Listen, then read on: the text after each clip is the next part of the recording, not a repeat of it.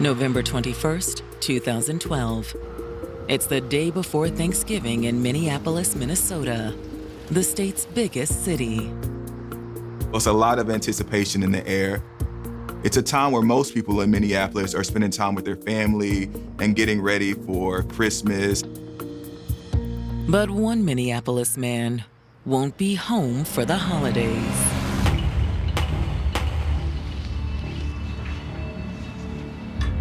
Just a little bit before midnight, there was a 911 call that someone had been shot.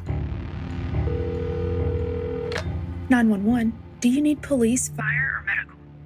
Yeah, I think I just heard gunshots. He said, I'm looking out my window and I see a man on the ground who's been shot. Any sign of the shooter? No. Wait a minute. Still on the phone with 911, the caller sees someone approach the man on the ground. He sees this person rifling through his pockets. He tells the person on the phone, I think he's the one who did it. Do you see a gun? No. The 911 caller lowers his voice, almost as if he's fearful that this person could see him. But then, to the caller's relief, the man flees. Okay, all right, he's running away.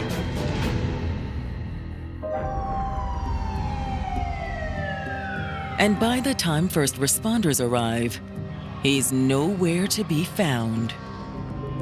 They did find a man on the ground. There's no pulse. He's shot 3 times, and they pronounce him dead at the scene.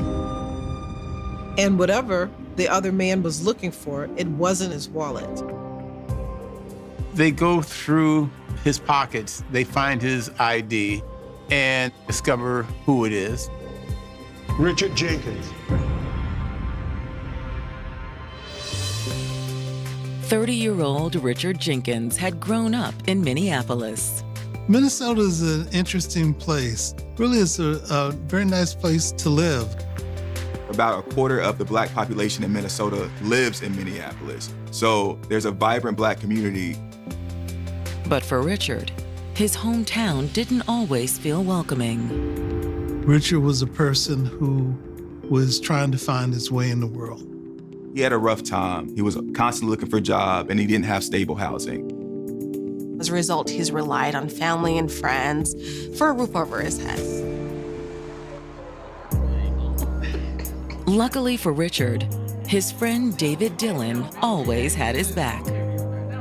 They're really close friends, so much so that they refer to one another as brothers. Even though they're not biologically related, they are very, very close. And when Richard needed a place to stay, David and his family opened their home to him. Thank you. Need anything else? No, I'm good. David allows him to move in with him and his girlfriend Kiki and her daughter. It's just made him, I think, more stable in his life.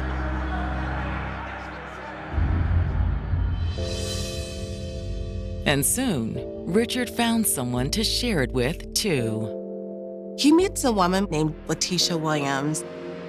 Letitia is this beautiful, smart woman, and they just kind of fall in love with one another. For Letitia, Richard wasn't just a romantic partner.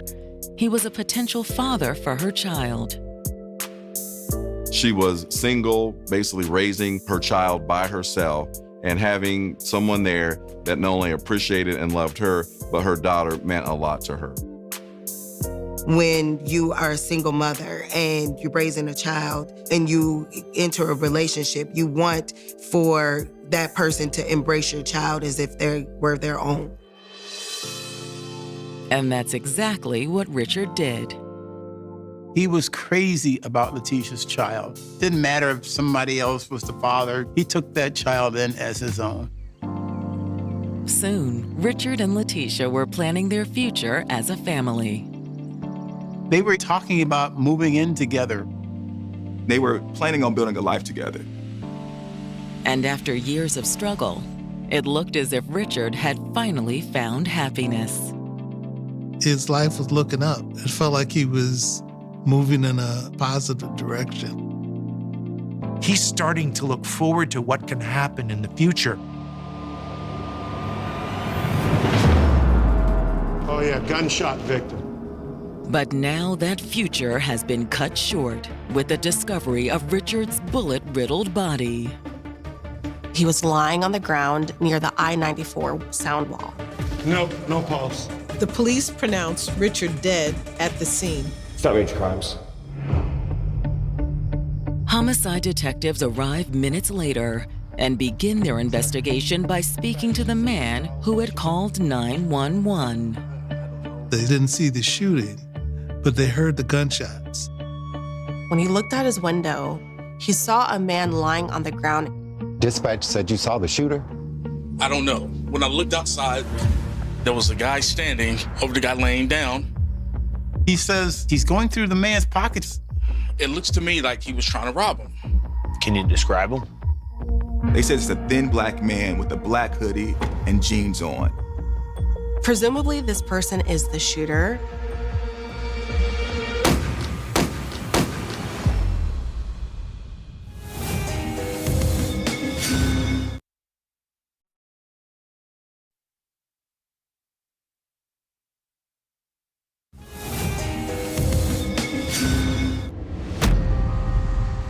After struggling to find stability in his life, things were finally looking up for 30-year-old Richard Jenkins.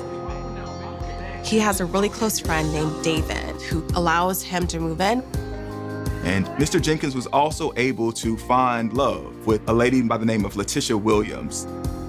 Letitia is a wonderful young lady, passionate, very caring. What more could he ask for? And she was every bit as thrilled as Richard.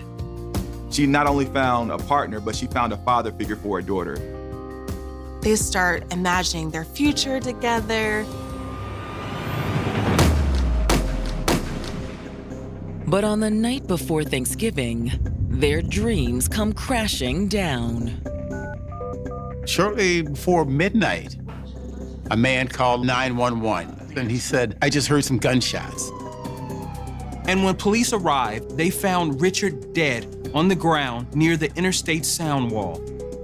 Richard was found shot several times. And the man who had called 911 says he saw a man stoop down over Richard's body. He saw the person rifling through Richard Jenkins's pockets. Do you think he's the shooter? He was the only guy out there. He also noticed that man tried to get into a car that was nearby. And he was trying to get in that car right over there. He kept trying to open up all the doors, and he couldn't get in the car.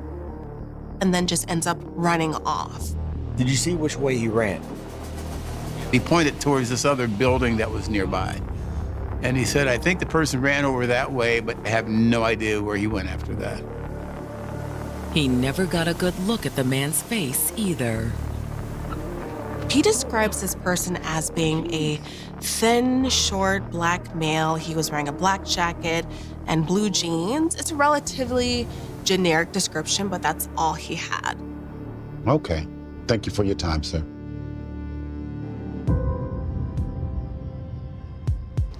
But will the crime scene be able to tell them anything more about the shooting? Richard was lying on the grass near that sound wall. Looking around the scene, the detectives find several shell casings. Not far from the casings, the detectives also find a set of car keys. And according to the 911 caller, the man who'd gone through Richard's pockets had also tried to get into a car that was parked nearby. They go and see if the keys open that vehicle, and of course they do. But when detectives run the car's plates... Yeah, could you run this plate for me? 293 AAF.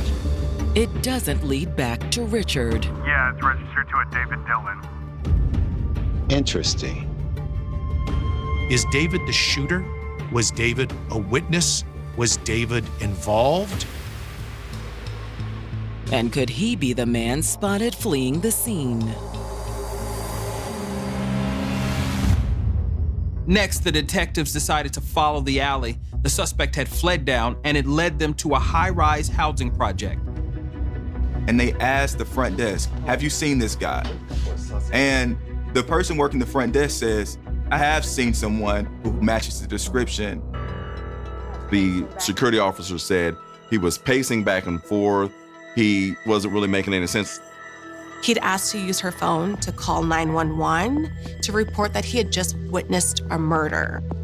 Did you let him use the phone? No. The security guard was concerned about how erratic he appeared to be. She didn't want him in the building and just asked him to leave. I told him to leave. And so he left. Thank you for your time.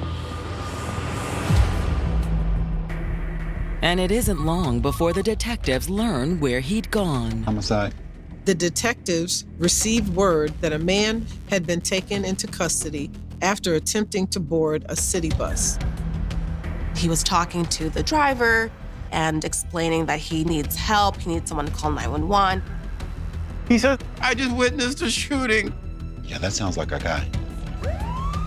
The bus driver had called 911, and when the police arrived, they took the man into custody. He's incoherent, he's not making a lot of sense. They took him to the hospital for an emergency psychiatric evaluation. And it was only later that the officers learned he may be a person of interest in an active murder investigation. Following up on the lead, the detectives head to the hospital, where they learn the man's name is David Dillon. David is who the car is registered to. You think maybe we could speak to him?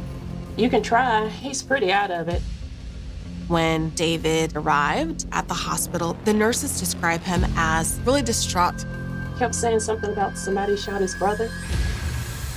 We're gonna go in and talk to him. Thank you. They ended up having to sedate him to calm him down. Despite that, the detectives attempt to question him.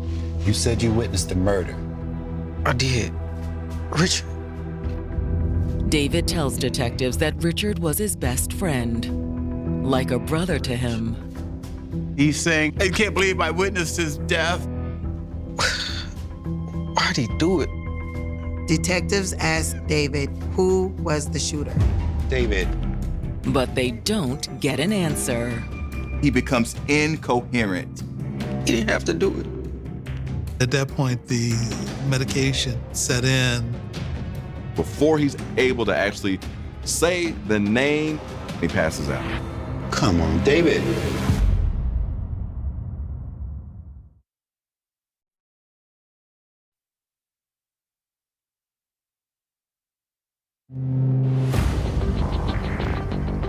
Detectives investigating the fatal shooting that killed Richard Jenkins believe that they may have a first-hand witness, David Dillon. David had been in hysterics, wandering the street ever since the shooting. He is saying that his brother has been shot. He had been so upset that police had taken him to the hospital for a psychiatric evaluation. Which is where the detectives catch up with him. Unfortunately, the nurses had just given him a sedative, so he is really not able to talk through what happened. So do you know who killed Richard? David. Come on, David. The sedative kicked in, and he was too groggy to speak. With hours until the sedative wears off, detectives are left wondering what the extent of David's involvement could be. Police have to decide, is this person a witness or was this person the perpetrator? The witness who called 911 didn't see anybody but David at the crime scene. Maybe the friends had an argument and David shot Richard in the heat of the moment. Hoping for some clarity, the detectives turn to David's girlfriend, Kiki, who's just arrived at the hospital. She has no idea what's happened. And you also know Richard Jenkins? Yeah, sure. Kiki explains that Richard lived with her and David. She says the two friends had gone out earlier that night. And according to Kiki, Richard and David had gone out with two other men, Jermaine Harris and Lamar Dale. They sometimes hung together, all four of them. They'd been acquaintances for years. But Kiki says that Richard and Jermaine recently had a falling out. There was an ongoing beef between the two. What kind of beef? Kiki tells detectives that a few months prior, Jermaine learned that Richard was dating Letitia, who is his ex-girlfriend. Jermaine had a fit over that. It's like, wait a minute, you're dating my ex? Are you serious? And Letitia isn't just Jermaine's ex. She's the mother of his child. Richard was very fond of this child, took the child in as his own. Jermaine couldn't handle that. Maybe he didn't like Richard stepping in and trying to play daddy to his daughter. I can see why Jermaine would be upset. The thing is, Richard had no idea. Letitia never told Richard that Jermaine was the father of her child or ex-boyfriend. But eventually, Richard had learned the truth. Jermaine and Lamar go to Richard's house, and they confront him. Richard was shocked because he didn't know. For whatever reason, Jermaine was still really angry about it, even though they weren't together. And they began fighting.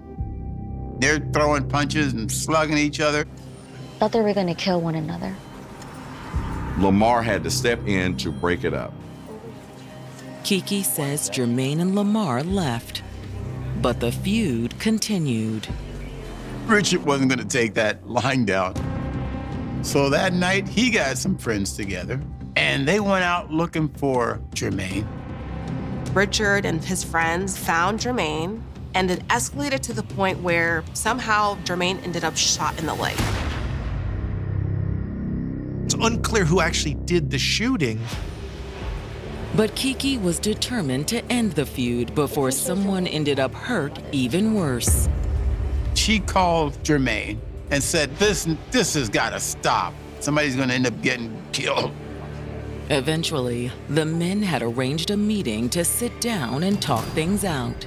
Jermaine apologized and promised not to go after Richard again. And Richard said, "We're good. You can trust that I will leave it alone."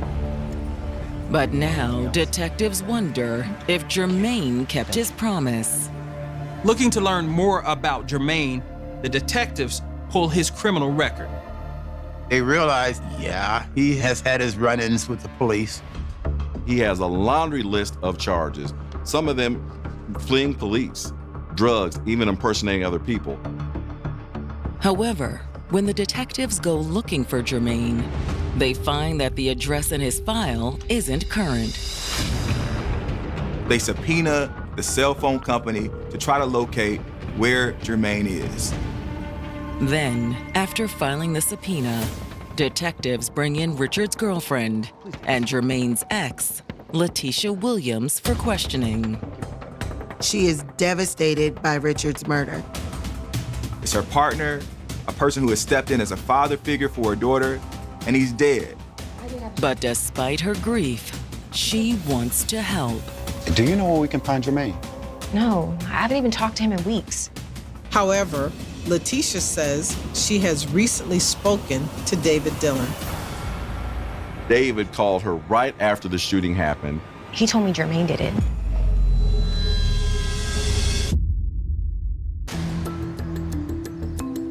Detectives investigating the murder of Richard Jenkins have just learned that his girlfriend, Letitia Williams, received a call from David Dillon just moments after the shooting.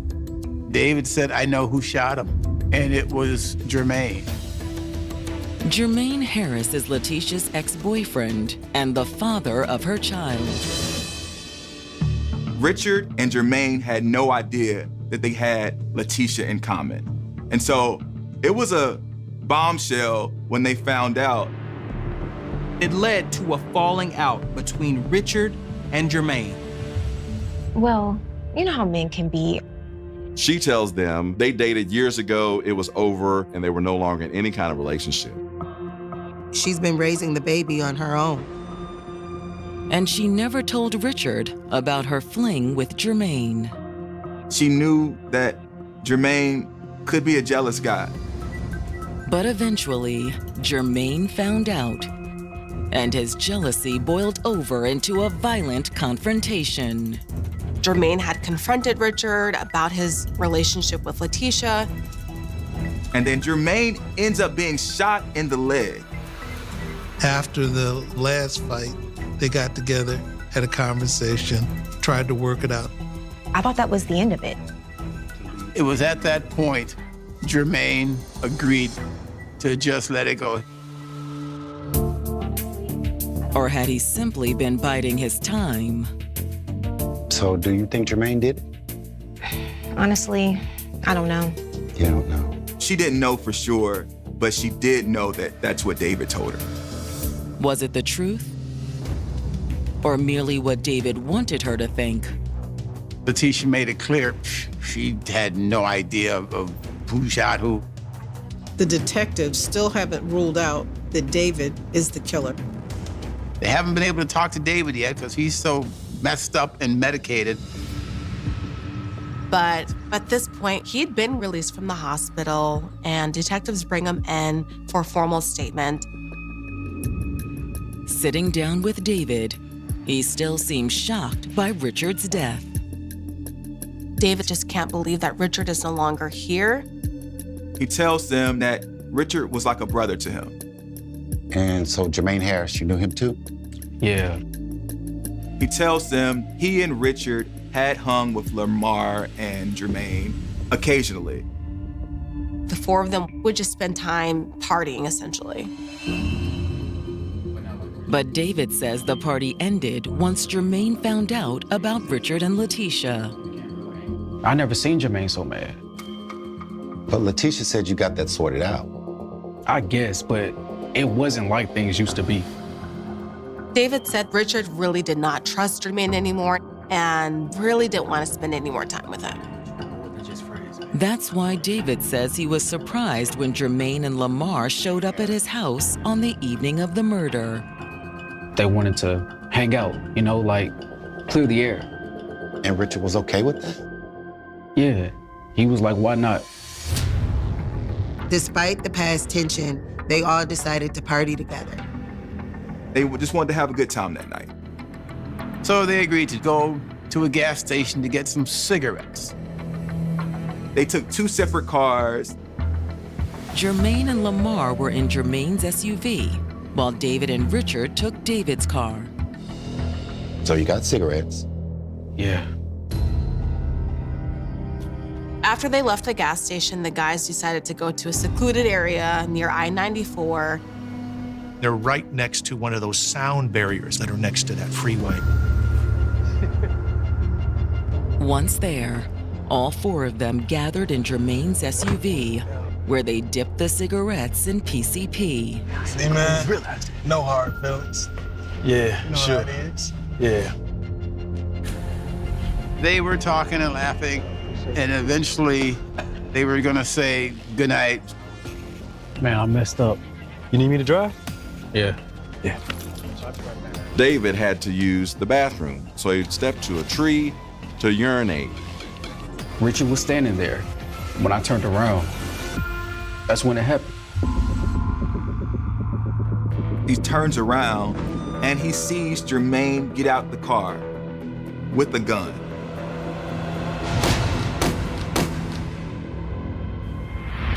He sees him shoot Richard 3 times.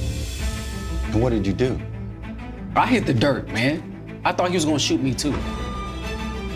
Instead, Jermaine jumped back in the SUV with Lamar and they raced away. David says that as they fled the scene, he ran to his friend. Oh, Lord, I got you, bro. He wanted to drive his friend to the hospital, but Richard had his keys. So he starts fumbling in Richard's pockets to see if he has them somewhere. How can you find the keys? David could not locate any car keys on Richard's body. He goes over to the vehicle, hoping that Richard has set the keys in there, but they're locked. So, without a phone, David rushed for help. David ran to the nearby housing projects and asked the guard at the desk to call 911. When that didn't work, he tried getting on the bus to ask for help. He's still dealing with the PCP. He's trying to figure out what to do, but everybody can see that he's high. It's easy to kind of feel sorry for him. Assuming he's telling the truth. They only have David's word that Jermaine and Lamar were there. All right, you're free to go. But there may be a way to corroborate at least some of his story. Detectives contact the gas station where David said the 4 men stopped to get cigarettes. As they hoped, the gas station has security cameras. They see on tape that Lamar and Jermaine, Richard, and David were all together at that gas station on the night of that murder. The things that David has said are starting to line up with the facts.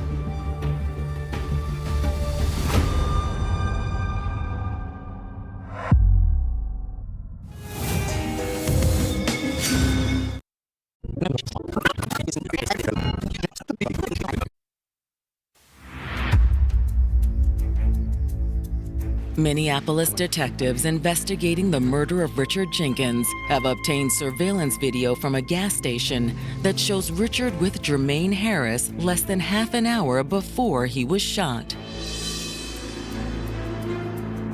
Richard's friend David Dillon told police that he and Richard had been hanging out that night with Jermaine and his friend Lamar Dale, smoking cigarettes laced with PCP. Now they have independent evidence to establish that it wasn't just Richard and David, it was also Lamar and Jermaine.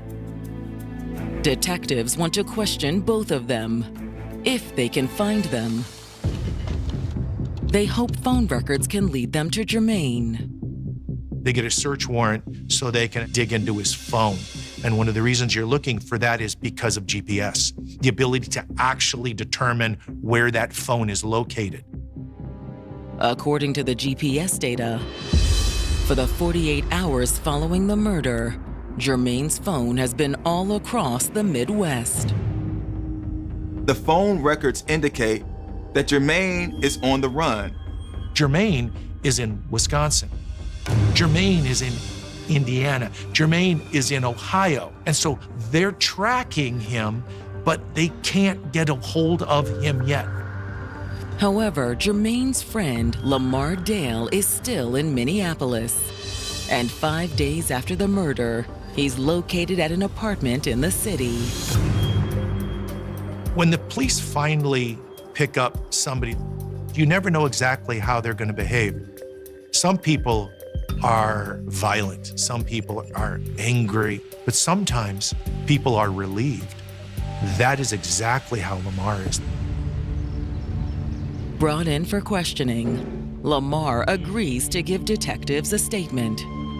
He said to police he was tired of looking over his shoulder. Surprisingly, he was relieved. He was happy to not have to be on the run anymore. Lamar acknowledged that there were scuffles and fights between Jermaine and Richard in the past. Lamar says that he was there in July during the initial brawl. Jermaine about to kill him, I didn't step in. And then he was also there later that night when Jermaine was shot in the leg. So, did Richard shoot him? I don't know, that's what Jermaine thought. Jermaine vowed to get revenge on Richard. Lamar goes as far as to say that he believes that Jermaine was stalking Richard. And according to Lamar, he and Richard's friend, David Dillon, both tried to defuse the situation before things went too far.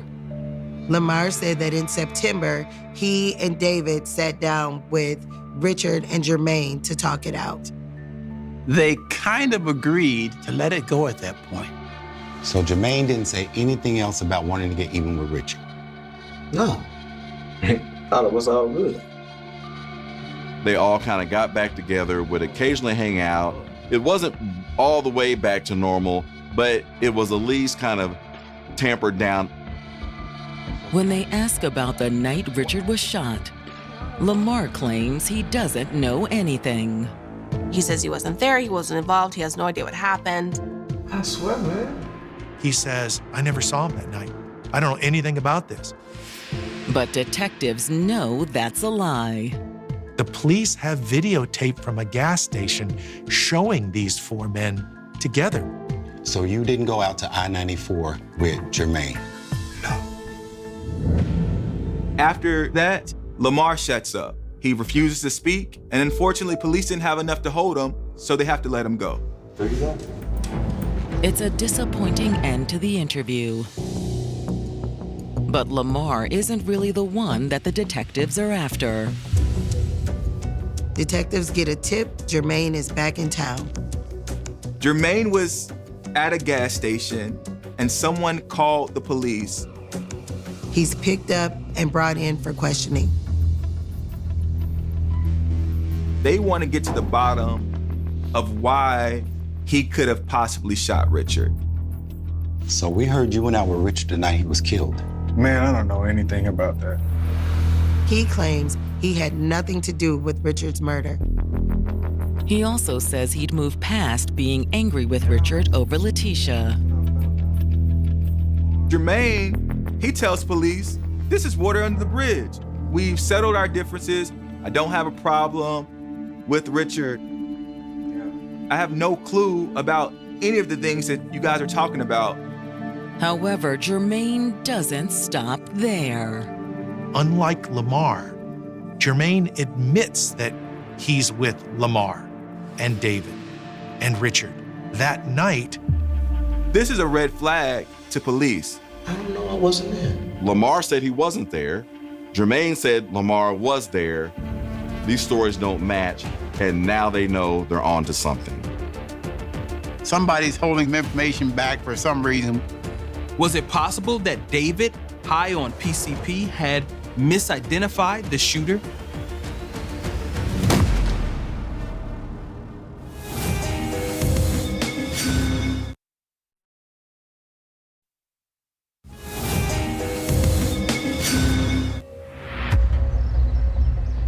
Jermaine Harris has just admitted to detectives that he and his friend, Lamar Dale, had met up with Richard Jenkins and David Dillon on the night that Richard was killed. The group did go to the gas station and had been smoking wet sticks that night. But that isn't what Lamar had told investigators. Lamar told them that they hadn't been hanging out together at all. But Jermaine's story matches what Richard's friend, David Dillon, told him that night. And gas station surveillance videos showed the four men together. And then what? Nothing. That was it. Jermaine told police that he and Lamar just went home. They were done for the night. So if something happened after that, Jermaine's like, I don't know, but when I left, they were all okay. So then why did you leave town the next morning? He said he took the next day off to go to Chicago to visit family. But the detectives believe that's a lie. You left town because you thought the whole thing would blow over, right? No, I told you. Well, you can just tell it to the jury then. Jermaine is arrested for murder. And hoping to prove it, the police and prosecutors lean on Jermaine's friend, Lamar. The Hennepin County Attorney's Office subpoena Lamar to come in and tell the grand jury what he saw. He admits that he saw his friend, Jermaine, shoot and kill Richard Jenkins. To the district attorney, the case looks like a slam dunk. The star witness for the prosecution is Lamar. He's there, he saw it happen, and he heard Jermaine say, I shot him. But when the case goes to trial in July of 2013, the jury hears something different. Lamar changes his story. He says, I don't remember what happened that night. He says the only reason why he said the story about Jermaine shooting Richard was because he felt pressure from the prosecution. He felt like if he didn't say what they wanted to hear, he was going to get punished. The judge has no choice but to declare a mistrial. But the district attorney refuses to give up. The police and the prosecutors were determined. The case goes to trial again with a change of strategy. The charge against Jermaine was changed from first-degree premeditated murder to the lesser charge of second-degree intentional murder. Lamar is called to the witness stand again. This time, Lamar knew for sure that if he didn't give the prosecution all they wanted, he'd be tried as an accessory to murder. And this time, Lamar comes through. Lamar tells the truth this time. Lamar tells the jury that on the night of November 21st, 2012, he, Jermaine Harris, David Dillon, and Richard Jenkins stopped at a secluded spot near Interstate 94 to smoke cigarettes laced with PCP. The four of them climb into Jermaine's SUV and get high. Richard, thinking he and Jermaine have buried the hatchet, gets out of the car with David. But just as they're about to get into David's car to leave, there's a delay. Straight? I'll be right back. David had to go to the bathroom really bad, so he looked for a nearby tree. All of a sudden, Jermaine gets out of the driver's seat of the SUV. Yo, where you going? Lamar says he had no idea what Jermaine was about to do. Lamar goes on to say that he did hear several shots. Yo, Jermaine, man, what you do? He asked Jermaine, what happened, man? And Jermaine says, I shot him. And they both took off. And that testimony is enough for the jury. This time, there's no mistrial. The jury finds Jermaine guilty of second-degree murder, and he is sentenced to 37 years in prison. In Minnesota, he will serve 2/3 of that. So that means Jermaine is going to be an old man by the time he walks out of a jail cell.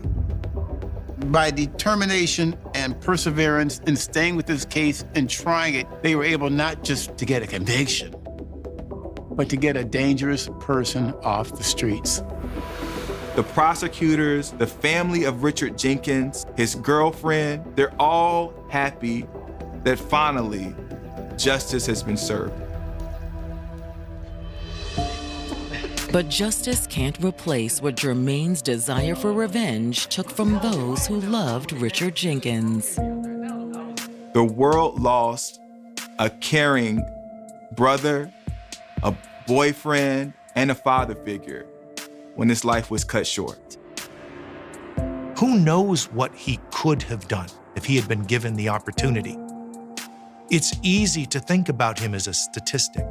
He wasn't a statistic. He was a man who was hoping for a better life.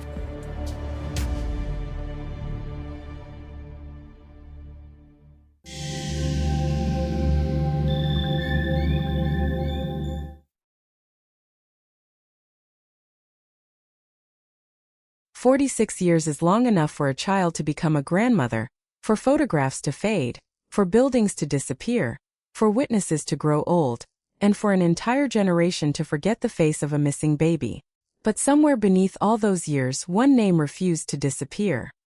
Holly Marie Klaus. In the winter of 1980, she was less than a year old.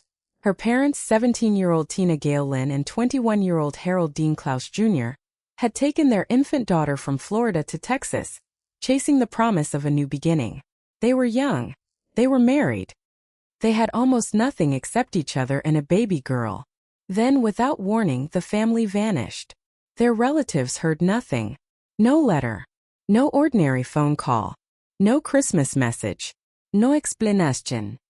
And when investigators finally found the bodies of a young man and woman in a wooded area outside Houston on January 12, 1981, there was no identification, no wallet, no reliable clue, and no baby.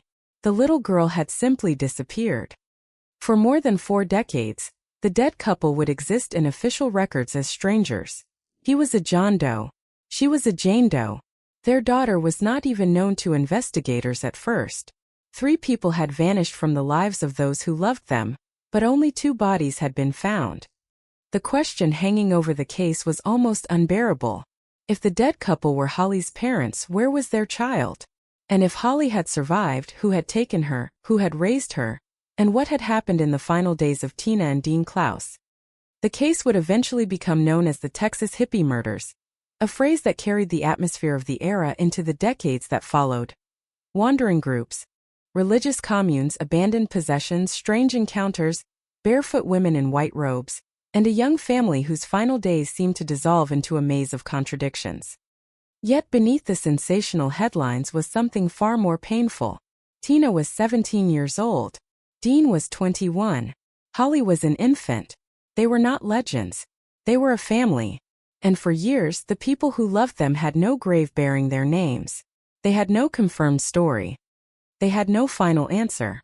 All they had were memories, a photograph, a missing child question that never went away, and somewhere in the darkness of an American winter, a baby who had disappeared without a trace. The first clue came from the people who had been waiting. Tina's family in Florida remembered the young couple before Texas. They remembered Holly. They remembered the sudden silence. They remembered the unanswered questions that accumulated with every passing month. At some point, relatives were told that Dean and Tina had joined a religious group and wanted nothing more to do with their families. The explanation was strange, but in 1980, strange explanations could travel a long way before anyone had the technology to challenge them. A phone call came from a person calling herself Sister Susan. The message was that Dean and Tina had abandoned their possessions and no longer wanted contact. Their car could supposedly be returned. To relatives desperate for any information, that call may have sounded like proof that the couple was alive. But the truth was already much darker. Somewhere around the same period, the couple had vanished. And by the time their families understood that something was seriously wrong, the trail had gone cold. Their car, their possessions, their supposed association with a religious group, and their infant daughter all became pieces of a puzzle nobody could assemble. Then came the discovery in the woods. Investigators found 2 bodies. They knew the victims had likely been murdered, but they did not know their names. They could not tell the families in Florida that their missing relatives had been found. They could not connect the bodies to a missing child. They could not put a name on the grave. The victims became Harris County John Doe and Harris County Jane Doe. And that was how the case entered the cold case era. Not with an arrest. Not with a confession. Not with a dramatic courtroom revelation. It entered history as a pair of unidentified bodies and a baby who was nowhere to be found. For decades, the mystery stayed buried. Then science came knocking. In 2011, the unidentified remains were exhumed for DNA testing. The technology was changing. What had once been a dead end could now become a genetic trail. But even DNA did not immediately reveal the answer. The years continued to pass. The names remained hidden. Then, more than a decade later, forensic genetic genealogy transformed the investigation. Genealogists began working with DNA profiles from the remains, searching public genealogy databases and constructing family trees from distant genetic matches. It was not television magic. It was painstaking work. One distant relative could lead to another. One surname could open a branch of a family tree. A match in another state could suddenly turn an unidentified corpse into a person who once had a home, parents, siblings, photographs, and a future. Eventually, the male victim was connected to the Klaus family. The stranger in the Texas grave had a name. Harold Dean Klaus Jr. The woman beside him had a name too. Tina Gail Lynn Klaus. The Harris County Does were no longer Does. The dead finally belonged to someone. But the discovery created a second mystery. one that was somehow even more terrifying. The Klauses had a daughter. Her name was Holly Marie. And Holly was not in the grave. She was not beside her parents. She was not accounted for. For the families who had spent decades wondering what happened to Dean and Tina, the answer was devastating. But there was something else in that revelation. Hope. If Holly's remains were not with her parents, then perhaps she had survived. The child everyone feared had died might have been alive somewhere. A woman in her 40s might be walking through the world without knowing that she was the missing daughter of 2 murdered young people. The search changed instantly. The case was no longer only about identifying the dead. It was about finding the living. And somewhere, perhaps in an ordinary house, perhaps in an ordinary town, an adult woman was living a life built on a name that was not the one written on her original birth certificate. The mystery had been buried for 40 years. Now it was moving again. The search for Holly began with a terrifying possibility. She might have been dead. She might have been buried somewhere no one had ever searched. She might have been moved across state lines. She might have been adopted under another name. She might have been told a completely different story about where she came from. Investigators had almost no room for certainty. What they did have was a timeline. Dean and Tina disappeared. Their bodies were later found in Texas. Holly was missing. And somewhere in the middle of those events, someone had apparently taken responsibility for an infant. The strange trail eventually led west, toward Arizona. Investigators learned that 2 women had brought a baby to a church in the Yuma area. The women described themselves as members of a nomadic religious group. They wore white robes. They were barefoot. Their beliefs reportedly involved separation between men and women, vegetarian practices, and avoiding leather. They were not simply anonymous strangers passing through town. Members of a group matching that description had reportedly been seen in the region, moving through the Southwest and asking for food. There was another detail that made the story even more unsettling. The women reportedly said they had previously given up another baby at a laundromat. The details sounded bizarre, almost too strange to belong to a real investigation, but this was not a legend. Investigators were following actual records, witnesses, and recollections. And the church where Holly was left became one of the most important locations in the entire case. The infant had not vanished into thin air. Someone had carried her there. Someone had placed her in the care of people who did not know the full story. Someone had walked away. The pastor who encountered the child could not have known that the baby in front of him was connected to a murder investigation that would remain unsolved for more than 40 years. He could not have known that the child's biological parents were already dead. He could not have known that the infant would someday learn that the people she had been raised to believe were her parents were not her biological parents. And he certainly could not have known that decades later, investigators would reconstruct the chain of events and use those memories to find the missing child. Holly was taken in. She grew up. She became an adult. She built a life. She eventually became a mother herself. And for more than 4 decades, she lived without knowing the truth about her birth. That fact is almost impossible to absorb. Somewhere between the Texas woods and an Arizona church, the identity of a murdered family had been fractured. Dean and Tina became unidentified bodies. Holly became someone else. The families in Florida grew older. The photographs remained. The unanswered questions remained. And the person at the center of the mystery did not know she was at the center of anything. The investigation into Holly's identity did not unfold like a simple DNA match. Investigators had to determine whether the adult woman they had located could actually be the missing child. Biological confirmation provided the answer. She was Holly Marie Klaus. The baby who had disappeared in 1980 was alive.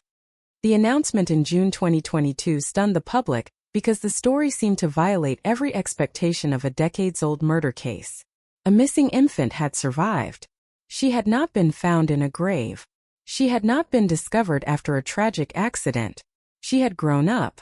She had a family. She had children of her own. She had spent 42 years not knowing that the mystery surrounding her birth was one of the most painful cold cases in Texas. When investigators approached her, she learned something that would change the meaning of her entire life. Her biological parents were Tina and Dean Klaus. They had been murdered. She had been separated from them when she was an infant, and the family she had never known had spent decades searching for her. The emotional collision was enormous. For Holly, this was not merely a historical case.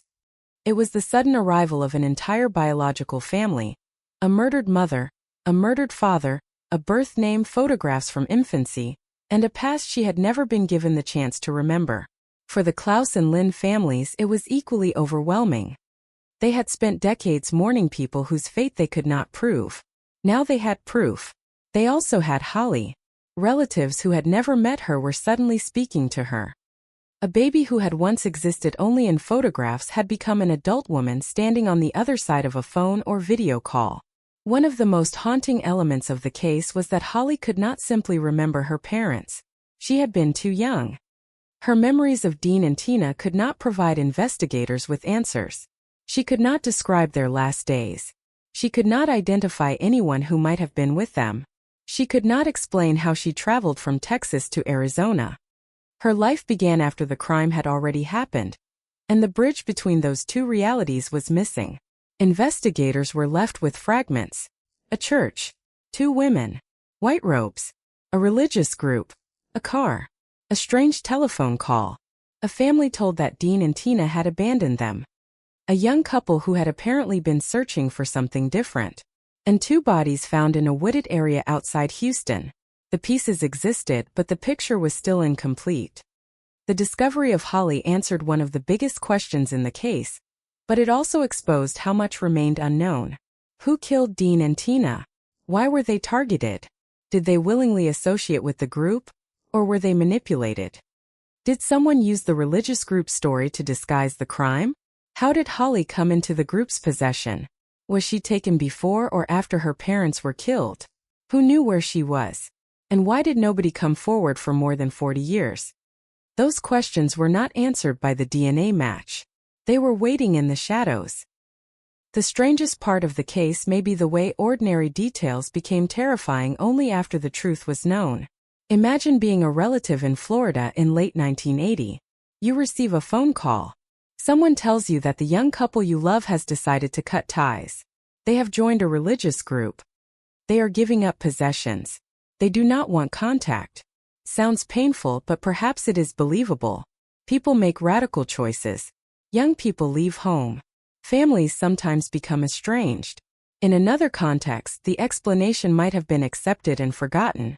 But then the years pass. No postcard. No birthday call. No photograph of Holly. No Christmas greeting. Nothing. The silence becomes suspicious only because it never ends. Then, decades later, investigators discover that the explanation given to the family may have been part of the mystery itself. A woman calling herself Sister Susan had reportedly contacted the family about returning Dean's car. The message was that Dean and Tina had joined the group and no longer wanted contact. The timing is chilling because the bodies discovered in Texas were eventually determined to be those same people. Whoever made the call knew enough about the couple to create a convincing story. Whoever had possession of the car knew where it was. Whoever appeared to represent the group knew that Dean and Tina were missing. Yet none of those details automatically proves who committed the murders. That distinction matters. In a case that has generated decades of speculation, suspicion can easily become mistaken for evidence. Investigators have publicly described the murders as unsolved. They have asked for information. They have not announced a definitive killer. They have not closed the case simply because Holly was found. The dead still deserve an answer. And the family still deserves to know what happened. That is what makes the Texas hippie murders so haunting. The case has a beginning, but it does not have an ending. We know who the victims were. We know that their daughter survived. We know part of the route that separated her from them, but the central moment remains hidden. Somewhere between the young couple's life in Texas and the discovery of their bodies, something happened. The details are buried in time. Investigators have had to reconstruct the past from fragments that survived 40 years of memory loss, damaged records, changing names, forgotten conversations, and people who may have been dead themselves by the time the investigation restarted. Even the term hippie murders can obscure the human reality. The phrase sounds like a headline from another era, something belonging to the counterculture mythology of the late 1960s and 1970s. But Dean and Tina were not symbols. They were teenagers and young adults. Tina had barely entered adulthood. Holly had barely entered the world. Their family did not disappear because they wanted to become famous. They disappeared because something happened to them. The investigation was also complicated by the passage of time. Witnesses who might have known something in 1980 were elderly or deceased decades later. Memories change. Names disappear. Organizations dissolve. Roads are rebuilt. Churches change. Records are misplaced. A person who once knew a secret may have carried it silently for 40 years. The physical landscape around Houston changed too. Places that once seemed isolated could become developed. Woods could become roads. Empty land could become neighborhoods. But the bodies had been found and the DNA survived. That was the bridge between eras. The science of the 21st century reached back into a crime that had defeated investigators in the 20th. Genetic genealogy became the turning point for Dean and Tina. Their DNA did what old photographs and sketches could not. It connected unidentified remains to living relatives. It gave investigators a family tree. It transformed an anonymous murder into the story of a real family. But DNA has limits. It can tell investigators who someone is. It cannot always tell them who killed that person. It can identify the victim. It can connect relatives. It can confirm biological relationships. But the killer may remain outside the database. The person who knows the truth may never have submitted DNA. The critical evidence may have disappeared decades ago. That is why solving the identity of the Klauses was only one victory. It was not justice. It was recognition. For Tina, it meant that a grave could finally carry her name. For Dean, it meant that his mother and siblings no longer had to wonder whether the unidentified man in Texas was him. For Holly, it meant discovering the truth about the beginning of her life. But for the murder investigation itself, the final door remained locked. The public was given a glimpse of what might have happened through the story of the religious group. But investigators did not present that story as a complete explanation. The group became a major avenue of interest, not a final verdict. That distinction is crucial because the case is still a homicide investigation. There is no courtroom conclusion to hide behind. No jury has heard the full evidence. No defendant has been convicted. There is no final confession. There is only a trail of clues, and somewhere along that trail is the truth. The most disturbing clue may be the one that seems almost ordinary: the fact that Holly was alive. Her survival proves that someone at some point separated her fate from the fate of her parents. Someone carried her away from the danger. Someone brought her to a church. Someone left her in the care of strangers. That means there was a moment when the child was physically present, vulnerable, and connected to people who knew something about her. That moment exists somewhere in the past. The question is whether anyone who witnessed it still remembers enough to explain what happened. The public story of the case often focuses on the image that is hardest to forget: two barefoot women in white robes appearing at a church with a baby. It sounds like the opening scene of a thriller, but for investigators it was a lead. Those women were real people, or at least they were remembered by real witnesses. They reportedly described themselves as members of a nomadic religious group. They were associated with a way of life that rejected conventional possessions and moved through the Southwest. Investigators learned that similar people had been seen around Yuma and nearby areas. Some asked for food. Some traveled in groups. The description of their clothing and practices was distinctive enough to attract attention decades later. And the story connected back to Dean and Tina through the phone call about their car. That connection is what made the religious group angle so significant. The same unusual description appeared in separate pieces of the story. Women in white robes. Bare feet. A nomadic religious community. A claim that Dean and Tina had joined. A baby left at a church. The details seem to form a line across state borders. Texas. Arizona. Florida. 3 places. 1 family. But a line is not the same as proof. Investigators have never publicly announced that the religious group was responsible for the murders. That uncertainty has remained one of the defining characteristics of the case. The investigation has had to balance what can be established with what merely appears plausible. In true crime, those are very different things. A strange coincidence can become a theory can become a headline can become a fact in the public imagination. But detectives need evidence. They need names, records, witnesses, physical evidence, or admissions that can withstand scrutiny. The Klaus case has survived precisely because investigators have continued to separate those categories. What is known is powerful enough. Dean and Tina were murdered. Their remains were found in Harris County in January 1981. Their identities remained unknown for approximately 4 decades.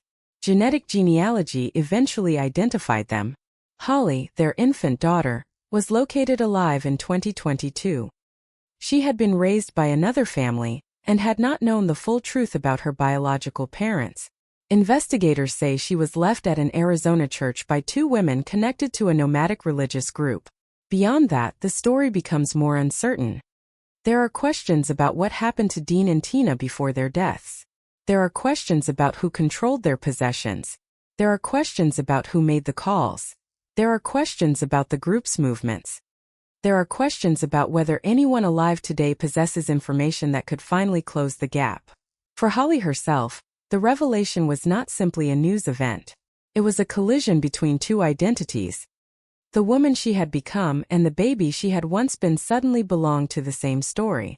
She had grown up without memories of Tina and Dean. She had a different family history.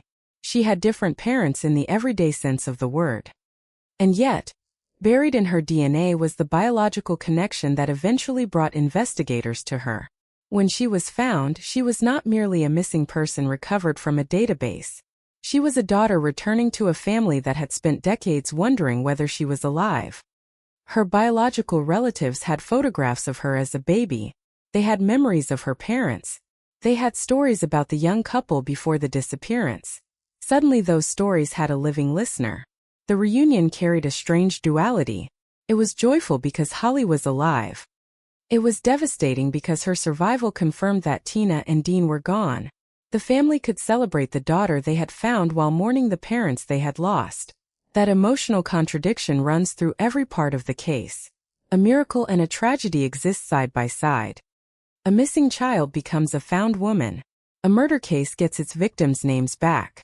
Yet the person responsible for the murders remains unidentified. Even the phrase "finally found" can be misleading. Holly was found physically, but the deeper truth of her story was only beginning to emerge. She had questions about her birth. She had questions about her parents.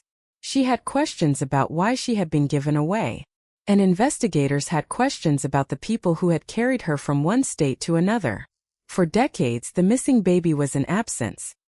After 2022, she became a person who could speak for herself. But she could not speak for her parents. She could not tell investigators what happened on the day they died. She could not remember the people who took her. She could only tell the story of the life that came afterward. That is one of the cruelest elements of the case. The person who might have been the most important witness was too young to remember the crime. She survived, but her survival did not automatically bring answers. Instead, it brought the case closer to the people who might still have them. When Holly's identity became public, the mystery was no longer theoretical. The photographs could now be compared. The family could speak. The timeline could be reconstructed. Investigators could ask whether anyone recognized the adult woman whose childhood had been hidden behind another identity. They could revisit records. They could revisit Arizona. They could revisit Texas. They could revisit the people who had once claimed that Dean and Tina had abandoned their families. And they could ask the most dangerous question of all: who knew the truth in 1980, and who has been silent ever since? For 40 years, the Klaus family had lived with an absence that could not be properly mourned. Death without identification creates a special kind of grief. There is no certainty, no final confirmation, no place where a family can say this is where they are. Instead, every possibility remains alive. Maybe they left voluntarily. Maybe they were in trouble. Maybe they needed help. Maybe they would return. Maybe tomorrow. Maybe next month. Maybe next year. That kind of uncertainty can stretch a single moment across decades. When the DNA identification finally arrived, it ended one form of suffering and began another. The families learned that Dean and Tina had not simply disappeared. They had been murdered. The answer they had waited for was also a confirmation of their worst fear. Then came the second shock. Holly was alive. A baby believed by some to be another victim was suddenly a 42-year-old woman living in Oklahoma. The impossible had happened. The missing child had grown up. The question of her survival had been answered, but the question of her childhood had not. What did she know? What had she been told? What documents existed? Who had cared for her?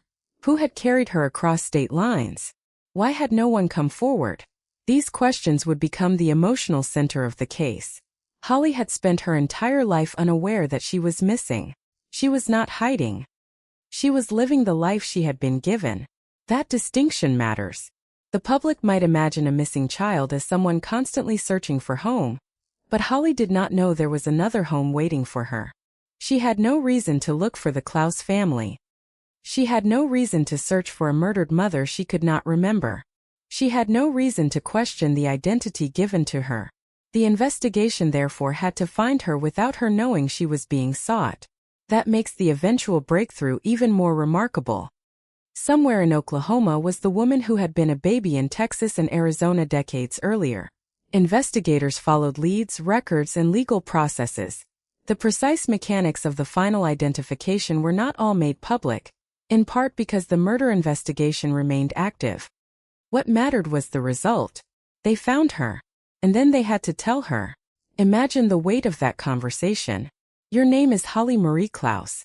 Your biological mother was Tina Gail Lynn. Your biological father was Harold Dean Klaus Jr. They were murdered.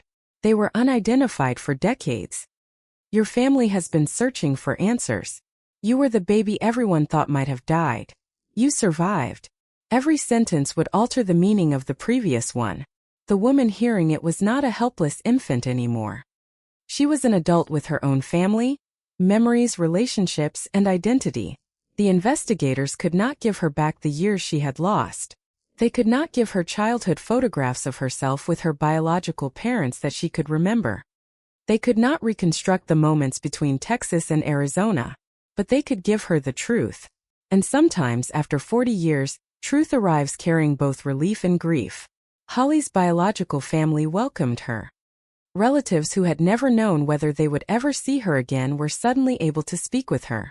The reunion was described by family members as deeply emotional. For them, the baby in the old photographs had become real again. For Holly, the relatives were strangers connected to her by blood and history.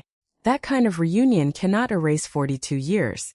It cannot turn strangers into lifelong companions overnight.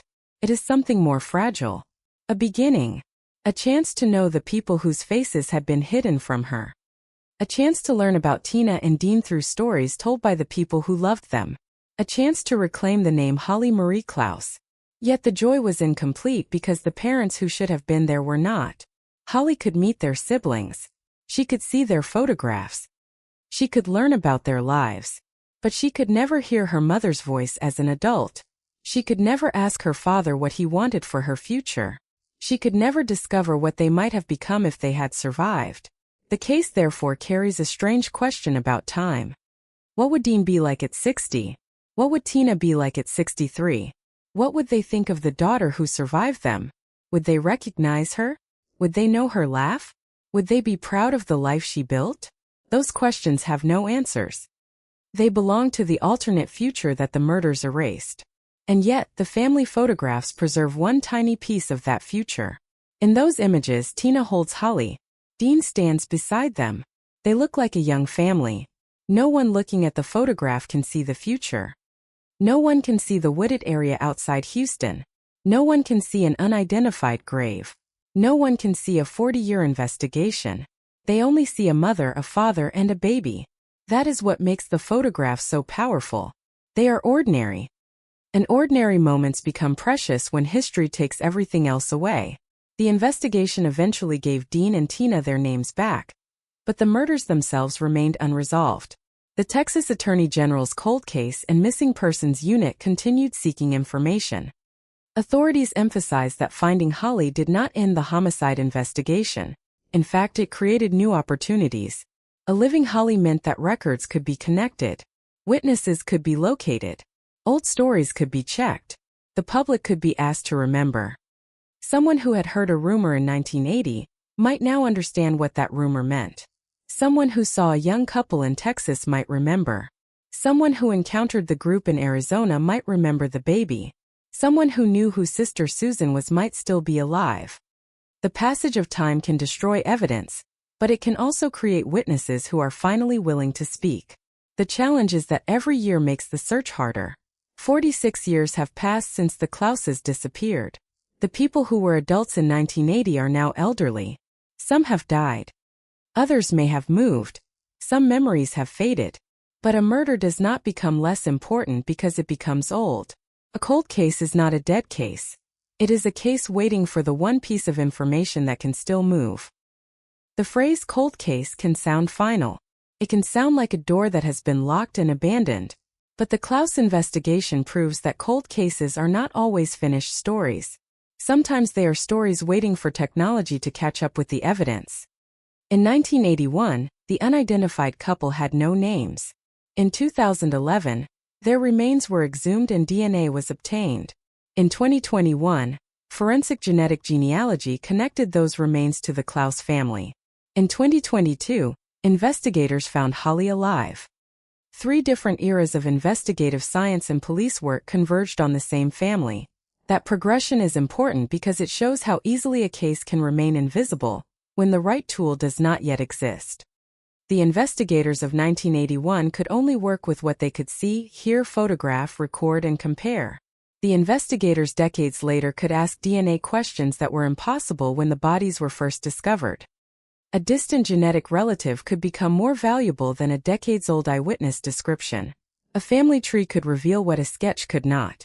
A database could reach across states and generations. And suddenly, the unidentified became identified. But technology did not solve everything.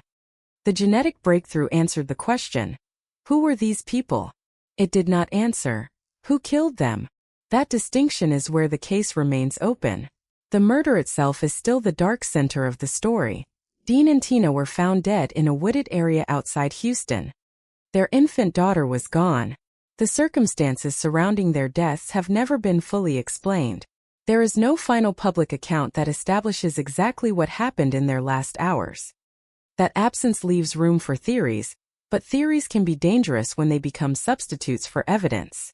One possibility is that Dean and Tina became involved with a religious group and were later harmed by people associated with it. Another possibility is that the religious group story was used by someone else as a cover. There may be connections investigators have not disclosed publicly. There may be witnesses who have never spoken. There may be evidence that has not yet been found. The truth could be simpler than the theories or more complicated than anyone imagines. The only responsible conclusion is that the case remains unresolved. What we know about the religious group is that investigators described it as nomadic and said members were known to travel through parts of the Southwest. They described white robes, bare feet, vegetarian practices, separation of men and women, and rejection of leather.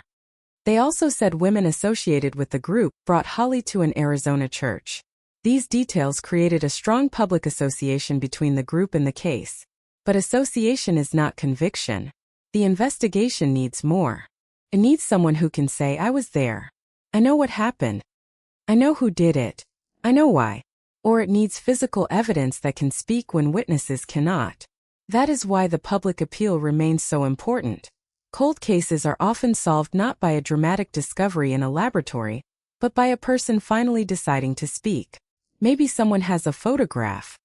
Maybe someone remembers a vehicle. Maybe someone heard a confession. Maybe someone knows the identity of Sister Susan. Maybe someone has kept a letter for decades. The smallest forgotten object can become the missing bridge between the known and the unknown. The Klaus family has already waited through one generation. They have watched technology change. They have watched unidentified remains become named graves. They have watched a missing baby become an adult woman. But they have not watched justice arrive. That word matters. Identification is not justice. Reunion is not justice. A name on a grave is not justice. Those are milestones. Justice requires accountability, and accountability requires knowing who committed the murders. The case also raises a broader question about how many unidentified victims have disappeared into the margins of history. For decades, Tina and Dean were known only by generic labels. Their families were searching for them while authorities did not know who they were. This is one reason forensic genealogy has become such a powerful tool in cold case investigations. The dead can sometimes speak through their DNA. Their relatives can unknowingly carry the evidence needed to restore their identities. The Klaus case became one of those stories. But there is another lesson hidden inside it. Holly survived because someone eventually found her. That means other missing children may also be alive somewhere, living under different names, unaware that someone is searching for them. The difference between an unsolved mystery and a solved mystery can be one database match, one old record, one witness, one photograph, one person willing to make one phone call. For Holly, that chain of events eventually crossed 40 years. For Dean and Tina, it crossed even more than 4 decades before their names were restored. The family story that began in Florida moved to Texas, then to Arizona, then into the records of multiple law enforcement agencies, forensic laboratories, genealogical databases, and missing person systems. It crossed generations, and still the central question remained. What happened to Dean and Tina?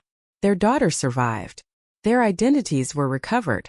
Their families were reunited. But their final moments remain hidden. That is why the case refuses to disappear. The mystery is no longer whether Holly exists. She does. It is no longer whether the dead couple had names. They did. It is not even whether their deaths were accidental. Investigators determined they were homicide victims. The remaining question is the one that matters most. Who did it? And why? By the time Holly was publicly identified, the story had already passed through several transformations. First, it was a missing family case. Then it became an unidentified double homicide case. Then it became a forensic genealogy breakthrough. Then it became the story of a missing baby found alive. And finally, it became something more difficult. A murder investigation with its most important mystery still unsolved. The public naturally wanted a clean ending. A name. A suspect. An arrest. A courtroom. A verdict. That is how crime stories usually end.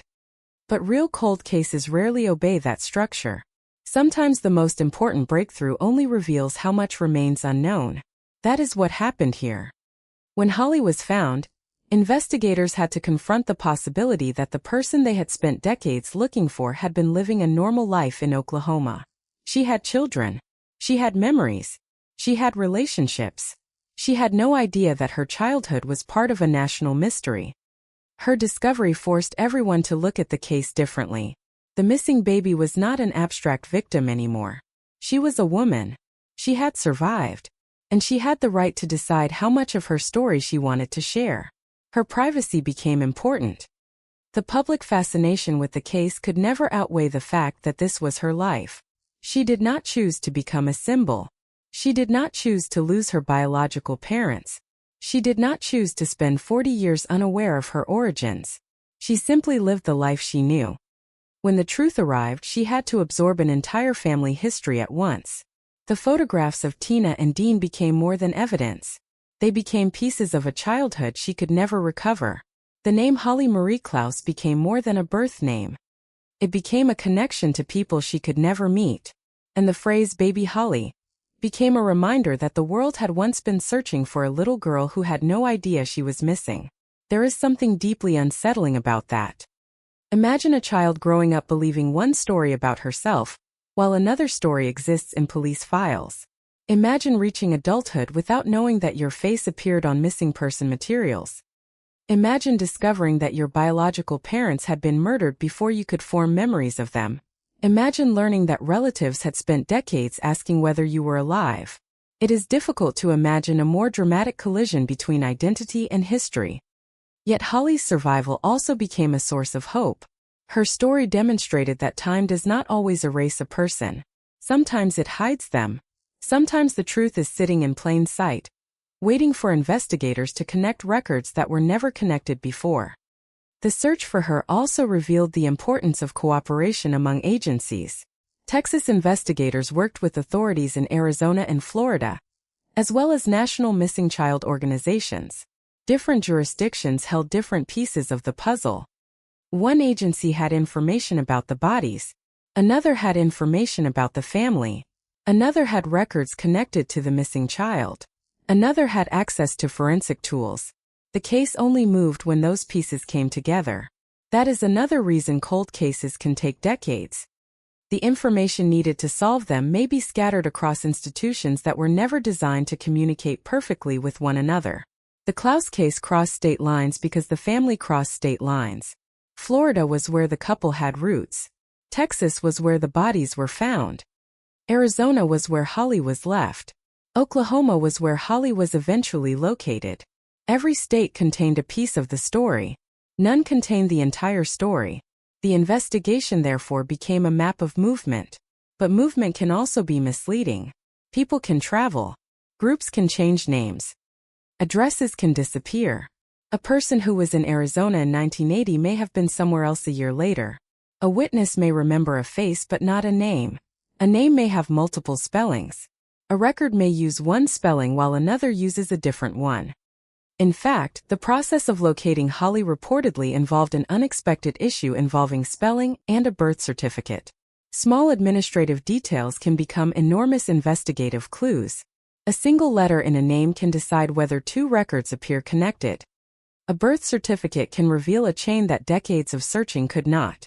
This is the less glamorous side of cold case work. There are no flashing police lights. No dramatic chase. Just documents, databases, interviews, dates, names, and people comparing one fact against another until something clicks. And when it clicks, a life can change. The Klaus family's experience demonstrates that perfectly. A family tree built from DNA eventually led to names. Names led to relatives. Relatives led to Holly. Holly led back to the question of the murders. The investigation became a chain in which every answer created another question. That is why the case remains so compelling. It is not one mystery. It is a series of mysteries connected by one family. Who were the unidentified victims? Dean and Tina. Where was their daughter? Alive. Who raised her? A family in Arizona and later Oklahoma, with investigators stating that those who raised her were not suspects. How did she get there? Authorities say she was left at a church by women associated with a nomadic religious group. Who killed her parents? Still unknown. Why? Still unknown. What happened between the family's disappearance and the discovery of the bodies? Still unclear. And somewhere inside those unanswered questions is the final truth. There is another reason the case remains haunting: the ordinary life that existed immediately before the disappearance. Before Dean and Tina became cold case names, they were simply young people trying to build a future. Ty had met in Florida. They married young. Tina was 17. Dean was 21. Their daughter Holly was born in January 1980. By the summer, the family had moved to Louisville, Texas. They were looking for something new. Their story could have been completely ordinary. A young couple moves to another state. They find a place to live. They begin raising their baby. They send letters to family. They make plans. They imagine the future. But somewhere after that move, the ordinary story stopped. A letter was returned. Contact ended. Their families did not know what had happened. It is often the last ordinary detail that becomes the most haunting in a cold case. A sentence written before everything changed. A photograph taken days before disappearance. A routine phone call that turns out to be the last one. For the Klaus family, those details became fragments of a life that could no longer be recovered. Tina's relatives remembered her as a young woman. Dean's family remembered him as a son and brother. Holly existed in photographs as a tiny child. The family had no way of knowing that those photographs would one day become evidence in a homicide investigation. The same image that once represented happiness could later become the face of a missing child. That transformation is one of the cruelest things about unsolved cases. Objects do not change. Their meaning does. A family photograph is a family photograph until the people in it disappear. Then it becomes a clue. A letter is a letter until it is the last letter. Then it becomes evidence. A phone call is a phone call until investigators realize it may have been designed to mislead. The Klaus story is filled with those transformations. The car, once an ordinary possession, became part of the strange trail leading toward the religious group. The baby, once simply a daughter, became a missing person. The bodies, once unidentified, became Dean and Tina. The graves, once anonymous, became the resting place of a family finally restored to history. Yet the case still contains one unbearable absence: the final moments of the parents. Investigators know enough to say they were murdered. They know the bodies were discovered in a wooded area north of Houston in January 1981, but they do not have a publicly established account of the events that led there. That means every reconstruction has to stop at a certain point. The family's life can be traced. The disappearance can be traced. The discovery can be traced. The identification can be traced. Holly's survival can be traced. But the exact bridge between those points remains dark. This is where the phrase unsolved carries its full weight. Unsolved does not mean nothing is known.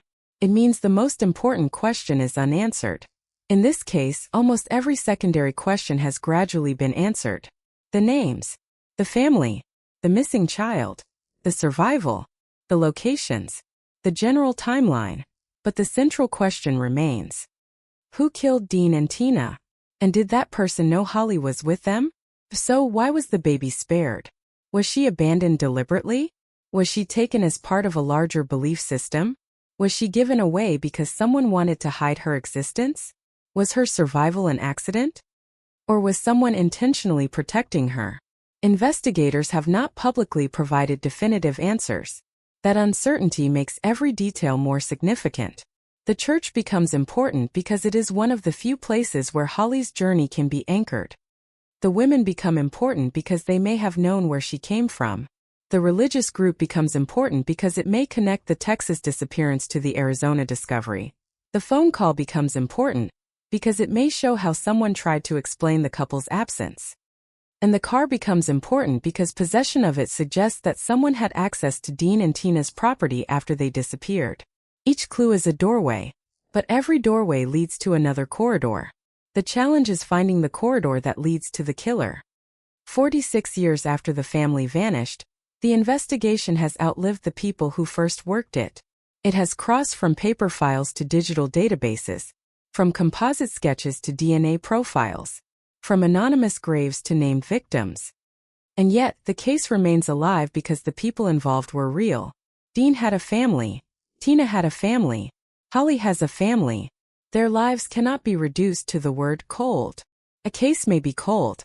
A person is never just a cold case. A person is someone who was loved. That is why identification matters. That is why families keep searching. That is why detectives return to old evidence. And that is why a case that began in 1980 can still demand attention in 2026. 46 years after Dean and Tina vanished, the passage of time has become part of the evidence. The world they knew no longer exists in the same form. Technology has transformed. The roads have changed. The people have aged. The institutions that investigated the case have changed personnel. But the fundamental facts remain stubborn. 2 young people were murdered. Their child disappeared. Their names were lost. Their daughter survived. And nobody has yet provided the final answer. In 2023, Holly spoke publicly for the first time in a major interview, giving the world a chance to hear from the person who had once been known only as Baby Holly. By then, she was an adult, a mother herself, living a life far removed from the Texas woods where her parents died. Her story had become public, but the public did not own it. She had spent decades without knowing what had happened. The revelation was not something she could simply turn into a television ending. It was her life, her family, her parents, her identity, her past. Speaking publicly also brought a new dimension to the case because Holly could now describe the experience of learning who she really was. She could stand beside the photographs and tell the world that the missing child had survived. But even then, the greatest mystery remained outside her memory. She could not unlock the final hours of Tina and Dean because she was too young. The past had taken that testimony before she was old enough to give it. That is one of the reasons investigators still need other witnesses. The people who knew Dean and Tina in Texas. The people who encountered the religious group. The people who saw the women in Arizona. The people who heard stories about the couple's disappearance. Anyone who may have information about the murders. A single person who remained silent for decades could hold the key. And silence has many reasons. Fear, shame, loyalty, confusion, forgetfulness, the belief that the information was insignificant, or the belief that the police already knew. Sometimes witnesses do not realize that the smallest detail matters. A nickname, a location, a vehicle, a date, a conversation overheard in passing. In 1980, something may have seemed meaningless. In 2026, it could become the missing piece. That is why cold case investigators continue to appeal to the public. The case does not need everyone to remember everything. It needs one person to remember the right thing. There is also the possibility of physical evidence. Old evidence can sometimes become useful as technology improves. DNA testing has become more sensitive. Databases have expanded. Genetic genealogy has changed the way unidentified remains are investigated. Evidence once considered too weak or too degraded may become useful under modern techniques. That is how the Klaus identities were eventually recovered. The same principle may one day apply to the murder itself. But science cannot guarantee a result, can only create opportunities.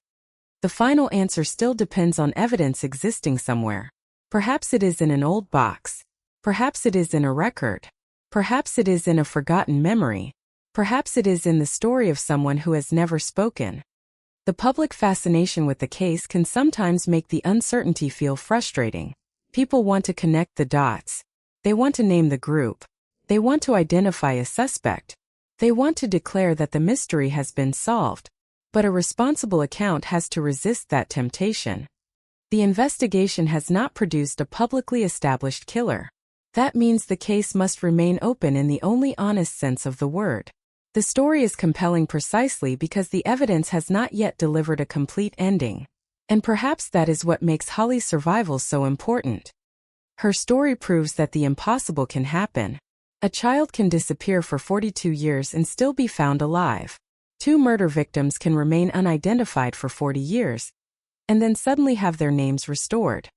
A family can receive a phone call after decades and discover that the person they feared was dead has been living somewhere else. If those things can happen, then another breakthrough is not impossible. It may take 1 more year, 10 more years, or it may come tomorrow. That is the strange nature of cold cases. The timeline is invisible. Nothing happens for years and then everything changes in a single day. 1 laboratory result. 1 genealogy match. 1 witness. 1 call. 1 search. The Klaus case has already experienced that kind of transformation more than once. In 2011, the remains were exhumed. In 2021, the identities emerged. In 2022, Holly was found. Each breakthrough seemed impossible before it happened. Each one opened another door. The next breakthrough could do the same. And if it comes, the world may finally learn what happened in the final days of Dean and Tina Klaus. Until then, their story remains suspended between history and mystery. There is a moment in every missing person case when the question changes. First, the question is simply, where are they? Then, as time passes, it becomes, are they alive? Eventually, if bodies are found, it becomes, who are they? And after identification, the question becomes the hardest one of all. Who did this? The Klaus case has passed through every one of those stages. 4 years, Dean and Tina were missing. Then they were dead but unidentified. Then they were identified but their daughter was missing. Then their daughter was found alive. Now the investigation stands at the final stage. Who killed them? The answer has resisted every breakthrough so far. That resistance has created a strange kind of mythology around the case, but behind the mythology are people who have waited. Donna Casasanta, Dean's mother, spent decades without knowing where her son was. Tina's family spent decades without knowing what happened to her. The discovery of the bodies brought unbearable certainty. The discovery of Holly brought an extraordinary kind of joy. But neither discovery gave the family the one thing they still wanted: an explanation. That is why the story cannot end with Holly, cannot end with the DNA. It cannot end with the grave. Those are chapters in a larger investigation. Holly's survival is the most hopeful part of the story, but it does not erase the violence that preceded it. The young parents are still dead. Their daughter still has to live with the knowledge that she lost them before she could know them. Their families still have to live with the fact that someone took 2 lives and walked away. The unresolved nature of the case also means that the public must be careful about the people who have been associated with it. Names and groups can become targets of speculation, but suspicion is not proof. A mysterious group may have been involved, it may not have been. A strange caller may have known something. That does not automatically establish murder. The difference between a theory and a fact is the difference between storytelling and justice. The case deserves both intensity and restraint. The facts are dramatic enough. A young couple disappears. Their bodies are found. Their baby vanishes. Their identities remain unknown for 40 years. DNA gives them names. The missing baby is found alive. Investigators trace a trail from Texas to Arizona, and the murders remain unsolved. No fictional twist is necessary. Reality has already supplied one. What remains is the silence. Imagine the landscape where Dean and Tina were found. More than 4 decades ago, it was a place where 2 unidentified bodies could be left and remain unidentified for years. Today, the city and surrounding region have changed, but the memory of that discovery survives in case files, photographs, forensic records, and the families who finally know where their loved ones were. The woods did not give up their secrets easily. The graves did not give up the names. The years did not give up Holly. Yet eventually every layer yielded something. The remains yielded DNA. The DNA yielded relatives. The relatives yielded names. The names yielded a missing child. The child yielded a living woman. The living woman yielded a story. And the story still points toward a final unanswered question. What happened to Tina and Dean before they were found? That question has become larger with every answer because now we know Holly survived. We know the child was separated from her parents. We know she reached Arizona. We know people associated with a nomadic religious group were involved in bringing her to a church. We know the people who raised her were not identified by authorities as suspects. We know the investigation into the murders remains open. What we do not know is the critical bridge connecting the young family in Texas to the bodies found in the woods. The absence of that bridge is where the killer lives, metaphorically speaking, in the structure of the story. Not as a named person, but as an unanswered presence. Someone knew. Someone saw. Someone may have spoken. Someone may have remained silent. And somewhere in the surviving evidence is the possibility of a name. The passage of time does not erase that responsibility. A murder committed in 1980 is still a murder in 2026. The victims do not become less dead because the calendar moves forward. Their families do not stop caring because the headlines fade. And the person responsible does not become innocent simply because decades have passed. That is why cold case investigators continue to work. They are not chasing yesterday. They are pursuing the truth.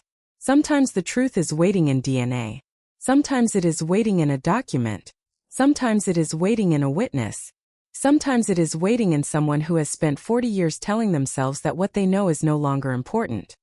In the Klaus case, one of the greatest breakthroughs in American cold case history already happened. An unidentified couple got their names back. A missing baby was found alive. The impossible became real. And because it happened once, there is reason to believe that the story may not be finished. For Holly, the name Klaus is no longer just a word on a birth record.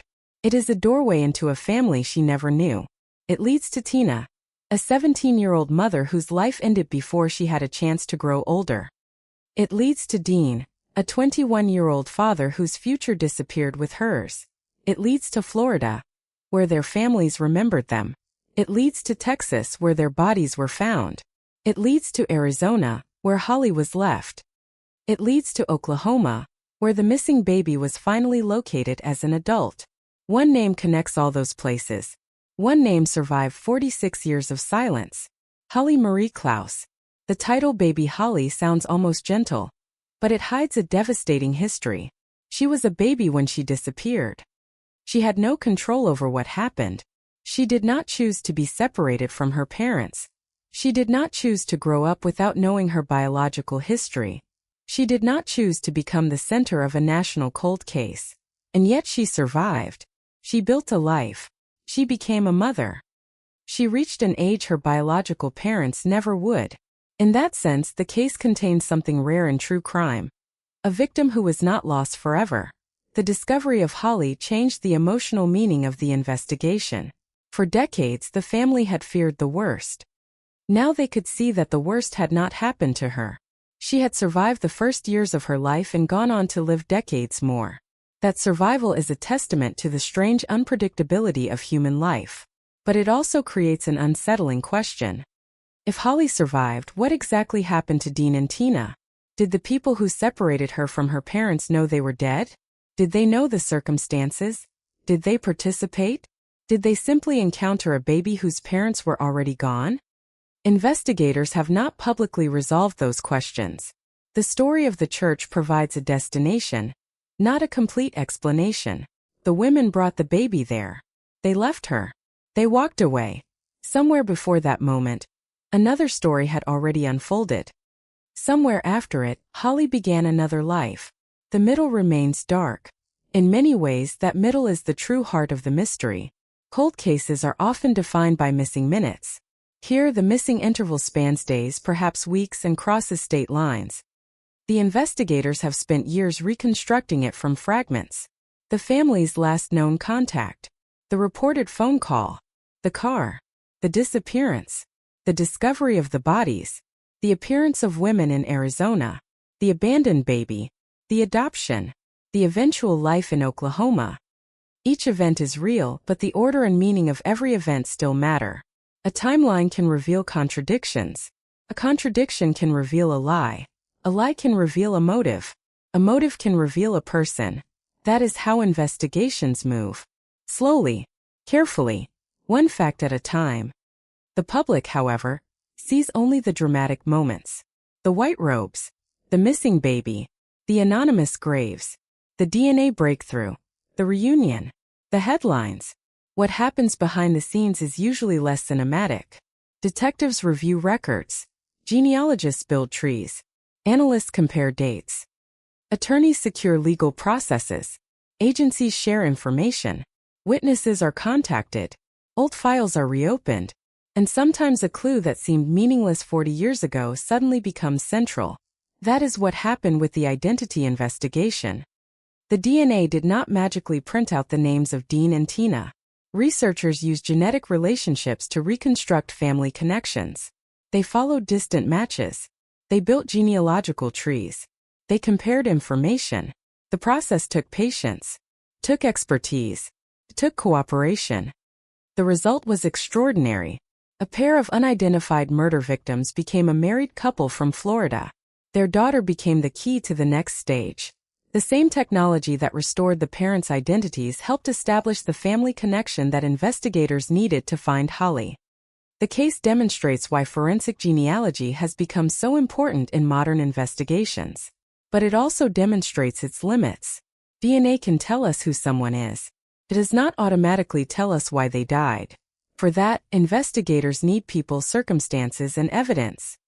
And the human element is where time becomes the enemy. A witness who was 20 years old in 1980 would be 66 in 2026. A witness who was 40 would now be 86. Some will no longer be alive. Some will have dementia. Some will have forgotten. Others may remember one detail with astonishing clarity. That is why the case remains urgent despite its age. Every year matters. Every surviving witness matters. Every old record matters. Every forgotten photograph matters. The Klaus family has already waded through decades of technological change. The investigation has reached a point where one new clue could be enough to transform the case again. The world has already seen that happen. In 2021, names appeared where there had been none. In 2022, a missing child became a living woman. There is no guarantee the next breakthrough will come, but the history of this case shows that breakthroughs can emerge from places nobody expected. A cold case can sleep for years and wake in an instant. The question is whether the final answer is still somewhere within reach. The most powerful image left by the case is not the woods, not the graves, and not even the white robes. It is a photograph of a family before the disappearance. Tina holds baby Holly. Dean is beside them. The three of them appear together in a moment that could belong to any young family. There is no warning in the image. No sign that the people in the photograph will become the center of a decades-long investigation. No indication that the baby will one day be found living under another identity. No indication that her parents will lie unidentified in Texas for 40 years. Photographs do not show the future. They only show what was. That is why they become so painful in cold cases. They freeze time at the exact moment before everything changes. The Klaus family had photographs because families always do. What they did not have was an answer. For decades, the photographs were reminders of absence. After the DNA identification, they became evidence of identity. After Holly was found, they became something else again. They became a bridge between an adult woman and the parents she never had the chance to know. Holly could see herself as a baby. She could see Tina's face. She could see Dean's face. She could hear stories from relatives. But there is a difference between knowing facts about a parent and knowing a parent. That difference can never be repaired. The murder stole the possibility of ordinary memories. No birthday memories. No childhood conversations. No teenage arguments. No advice from a mother. No stories from a father. No chance to watch them grow old. Those are the things that make the case more than a mystery. It is a story about time stolen from people who never got to live it. That is why the search for justice matters. Not because the case is famous. Not because the details are strange. But because Dean and Tina were denied the future they should have had. Holly was denied the childhood she might have had with them. And their families were denied decades of knowing the truth. The identification of the bodies repaired one part of that damage. Finding Holly repaired another. The remaining wound is the unanswered murder. In a way, the case is now divided between what has been recovered and what has not. The names have been recovered. The child has been recovered. The family connections have been recovered. But the truth about the killing remains lost. The public may never know every detail. Some mysteries remain mysteries. But an unresolved case is not the same as an unsolvable case. The difference can be one person, one confession, one witness, one database, one piece of DNA, one document, one forgotten object. That is why the case continues to matter. It is not frozen in 1980 anymore. It is moving through modern investigative technology and modern public attention. The story has already shown that the past can be reopened. A grave can be opened. DNA can be extracted. A family tree can be reconstructed. A missing child can be located. A woman can discover the name she was born with. A family can meet someone they thought they had lost forever. If those things can happen after 4 decades, then the possibility of a murder breakthrough remains real. The case has also become a warning about the danger of assuming that a missing person is gone forever. Holly's life proves that assumption wrong. She was alive while investigators and relatives had no idea where she was. She lived beyond the headlines. She lived beyond the searches. She lived beyond the period when the public cared about the case. She lived long enough to have a family of her own. That fact alone changes the way we should think about cold cases. Behind every missing person file may be a human being whose story is still unfolding somewhere. Behind every unidentified body may be a family waiting for a name. Behind every old case file may be evidence that has never been interpreted with modern tools. And behind every unresolved murder may be a person who knows more than they have said. The Klaus case brings all of those possibilities together. It is a story of disappearance, murder, survival, identity, family, science, and time. But it is also a story about persistence. The families did not stop wondering. Investigators did not stop looking. Genealogists did not stop searching the DNA. The case kept moving even when it appeared to be frozen. That persistence gave Dean and Tina their names. It gave Holly her history. And it may one day give the case its final answer. And now, in 2026, 46 years after that young family disappeared, the strangest part of the story is that the silence is no longer complete. For decades, the silence was almost absolute. No confirmed names. No living child. No explanation. Today, the silence has cracks in it. We know Dean. We know Tina. We know Holly. We know that the baby survived. We know that she was taken to Arizona. We know that 2 women in white robes were connected to that handoff according to investigators. We know that the case crossed Texas, Arizona, and Florida. We know that DNA genealogy brought the dead back into the records of the living. We know that a family reunion finally happened. And we know that the murders remain unsolved. Those facts form a strange landscape. The closer investigators get to the truth, the more painful the remaining darkness becomes. Because now there is a face to the missing child. There are names on the graves. There are relatives who can tell stories. There are photographs. There is a living daughter who can say, "I am Holly." The mystery is no longer about whether the family existed. It is about what was taken from them. The passage of 46 years has not erased the crime. It has only made the road to justice longer. There is something haunting about imagining the final days of Dean and Tina, without knowing exactly what they experienced. Were they afraid? Did they trust the people around them? Did they understand the danger? Did they think about Holly? Did they believe someone would protect her? These questions may never be answered. But perhaps someone alive today knows. Perhaps the person who knows is not a stranger. Perhaps they are someone who heard the story as a child. Perhaps they are someone who was told to keep quiet. Perhaps they are someone who has spent decades believing that the secret would die with them. But secrets do not always die. Sometimes they wait. And sometimes a case becomes famous again, and the person carrying the secret realizes that the world is still asking.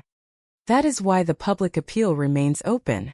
Investigators have asked anyone with information about Dean and Tina's murders to come forward. The question is not only about identifying a killer. It is about reconstructing the truth for a family that has waited almost half a century. The Klauses did not need another mystery. They needed answers.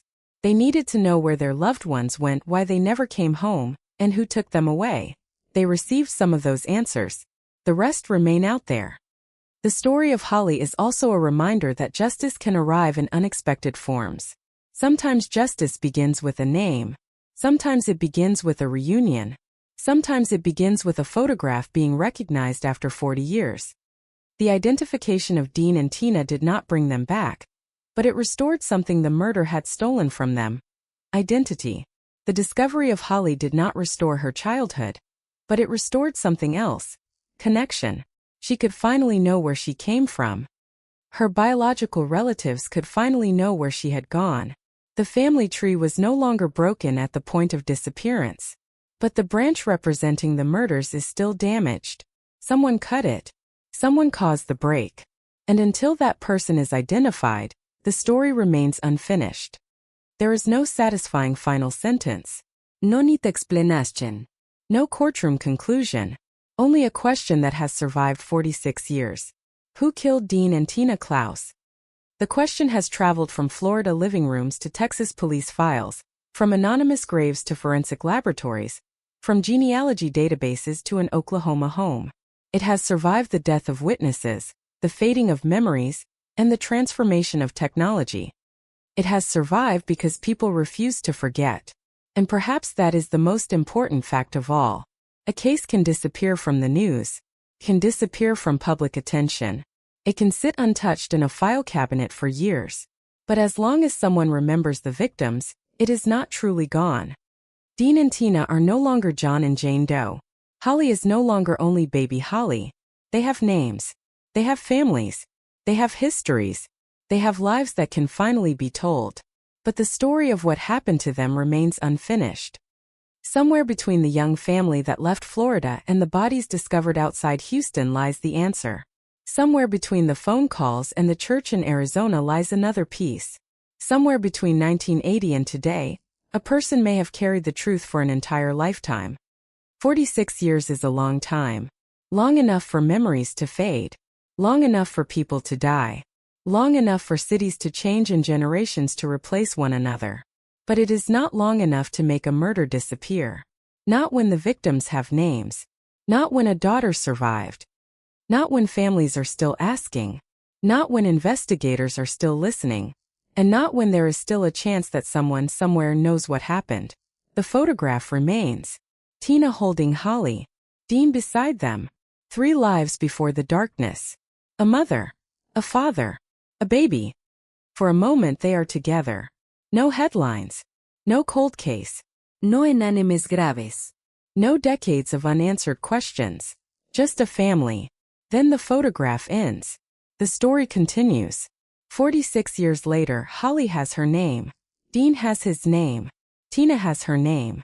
The dead have finally been identified. The missing baby was finally found. But one name is still missing from the case. The name of the person responsible.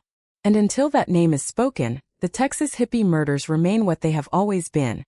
A cold case that refuses to stay buried. The unanswered question does not disappear simply because the people who first asked it are gone. In fact, sometimes the opposite happens. The fewer witnesses remain, the more valuable every surviving memory becomes. Every photograph, every letter, every police report, every name written in the margin of an old file, every person who remembers seeing a young couple in Texas during the final months of 1980. Because somewhere in those fragments may be the moment when the story turns from disappearance into murder. Dean and Tina did not simply cease to exist. Something happened between their last known movements and the moment their bodies were discovered. That something remains hidden, and after 46 years, investigators are still faced with the same impossible task. Reconstruct a crime committed in a world that no longer exists. The people involved were young. The records were mostly paper. Communication was slower. There were no smartphones, no social media accounts, no digital location histories silently recording every movement. A person could disappear from one city and become almost invisible in another. A vehicle could cross state lines without leaving an electronic trail. A telephone call could be made from a payphone and leave behind nothing but a memory. And if the person on the other end of that call wanted to deceive a family, the deception could survive for years before anyone realized it mattered. That is what makes the call involving Sister Susan so haunting. At the time, it may have seemed like an explanation. Dean and Tina had chosen a different life. They had joined a religious community. They no longer wanted contact. Their possessions could be returned. The family had a reason for the silence. But years later, when Dean and Tina were identified as murder victims, that explanation became something else entirely. It became a clue. If the couple had really wanted to disappear voluntarily, why were they later found murdered? If they had willingly joined the group, what happened to them afterward? If they had not joined, who created that story? And if someone knew enough about them to convince their families that they were alive and simply wanted to be left alone, how much did that person know about what had actually happened? The questions multiply because every answer leads to another contradiction. The family was told not to expect contact. Holly disappeared. Dean and Tina were later found dead. Yet Holly was alive. That means someone somewhere knew where the child was. Someone had access to her. Someone transported her. Someone eventually abandoned her at a church. The story cannot be reduced to a single disappearance because 3 lives were moving through it at the same time. Dean and Tina were moving toward death. Holly was moving toward another childhood. And the people around them were moving through the background, leaving traces that would only become meaningful decades later. For Holly, the discovery of her identity created a strange reversal of time. The world had spent decades looking backward for a baby. Suddenly that baby was an adult woman looking backward herself. She had to confront a past she could not personally remember. She had to learn about parents whose voices were absent from her memory. She had to look at photographs and understand that the people smiling beside her had died before she was old enough to know them. She had to absorb the knowledge that relatives had spent decades wondering whether she was alive. And she had to understand that the name she carried through life was not the name her biological parents had given her. Yet perhaps the most painful discovery was not the fact that her parents were murdered. It was the realization of how close she had once been to the people who knew what happened. She had been there. Not as a witness capable of remembering, but as an infant. She was physically connected to the final chapter of her parents' lives. Somewhere in the same period when Dean and Tina disappeared, Holly was being carried from one place to another. The adults around her knew what was happening. She did not. That imbalance of knowledge has haunted the case for decades. Holly survived the event that killed her parents, but she could never explain it. The one-person investigators might have expected to know something had been too young to remember. And that left the case dependent on everyone else. The witnesses, the relatives, the people in the religious community, the people who saw the women in Arizona. the people who heard the strange explanations, the people who may have known Dean and Tina in Texas, the people who may have seen their vehicle, the people who may have noticed something unusual but dismissed it at the time. 46 years later, investigators are not simply looking for a murderer. They are looking for memory. They are asking the past to speak through people who have carried it for most of their lives. That is an extraordinary burden to place on a witness. A person may remember a face but forget a name, remember a vehicle but misremember its color, remember a conversation but not the exact date. Yet even an imperfect memory can become important when combined with another piece of evidence. One witness remembers the group, another remembers the baby, another remembers the car, another remembers a call. A genealogist finds a family connection. A detective places the dates on a timeline. Suddenly, fragments begin to overlap. That is how cold cases move. Not through certainty at first, but through convergence. The Klaus investigation has already demonstrated the power of convergence. DNA connected unidentified remains to relatives. Genealogy connected those relatives to the Klaus family. The family connection led investigators toward Holly. Holly's existence confirmed that the missing baby had survived. Her survival strengthened the timeline connecting Texas to Arizona. And now the same network of facts points back toward the unanswered murders. The investigation is no longer searching blindly. It has a map. The map is incomplete, but it exists. Texas, Arizona, Florida, Oklahoma, a young family, a religious group, a baby, 2 bodies, a telephone call, a car. For decades of silence, every location carries a question. Every question leads somewhere else. And somewhere along that route, the truth may still be waiting. The most frightening possibility is that the person who knows the answer may have believed the case was already forgotten. They may have watched the years pass. They may have watched Dean and Tina become unidentified bodies and then become names. They may have watched the discovery of Holly. They may have watched the headlines return. They may have assumed that too much time had passed. But the Klaus case has already proven that time does not necessarily protect a secret. DNA defeated 40 years of anonymity. Genealogy defeated 40 years of distance. The discovery of Holly defeated 40 years of uncertainty.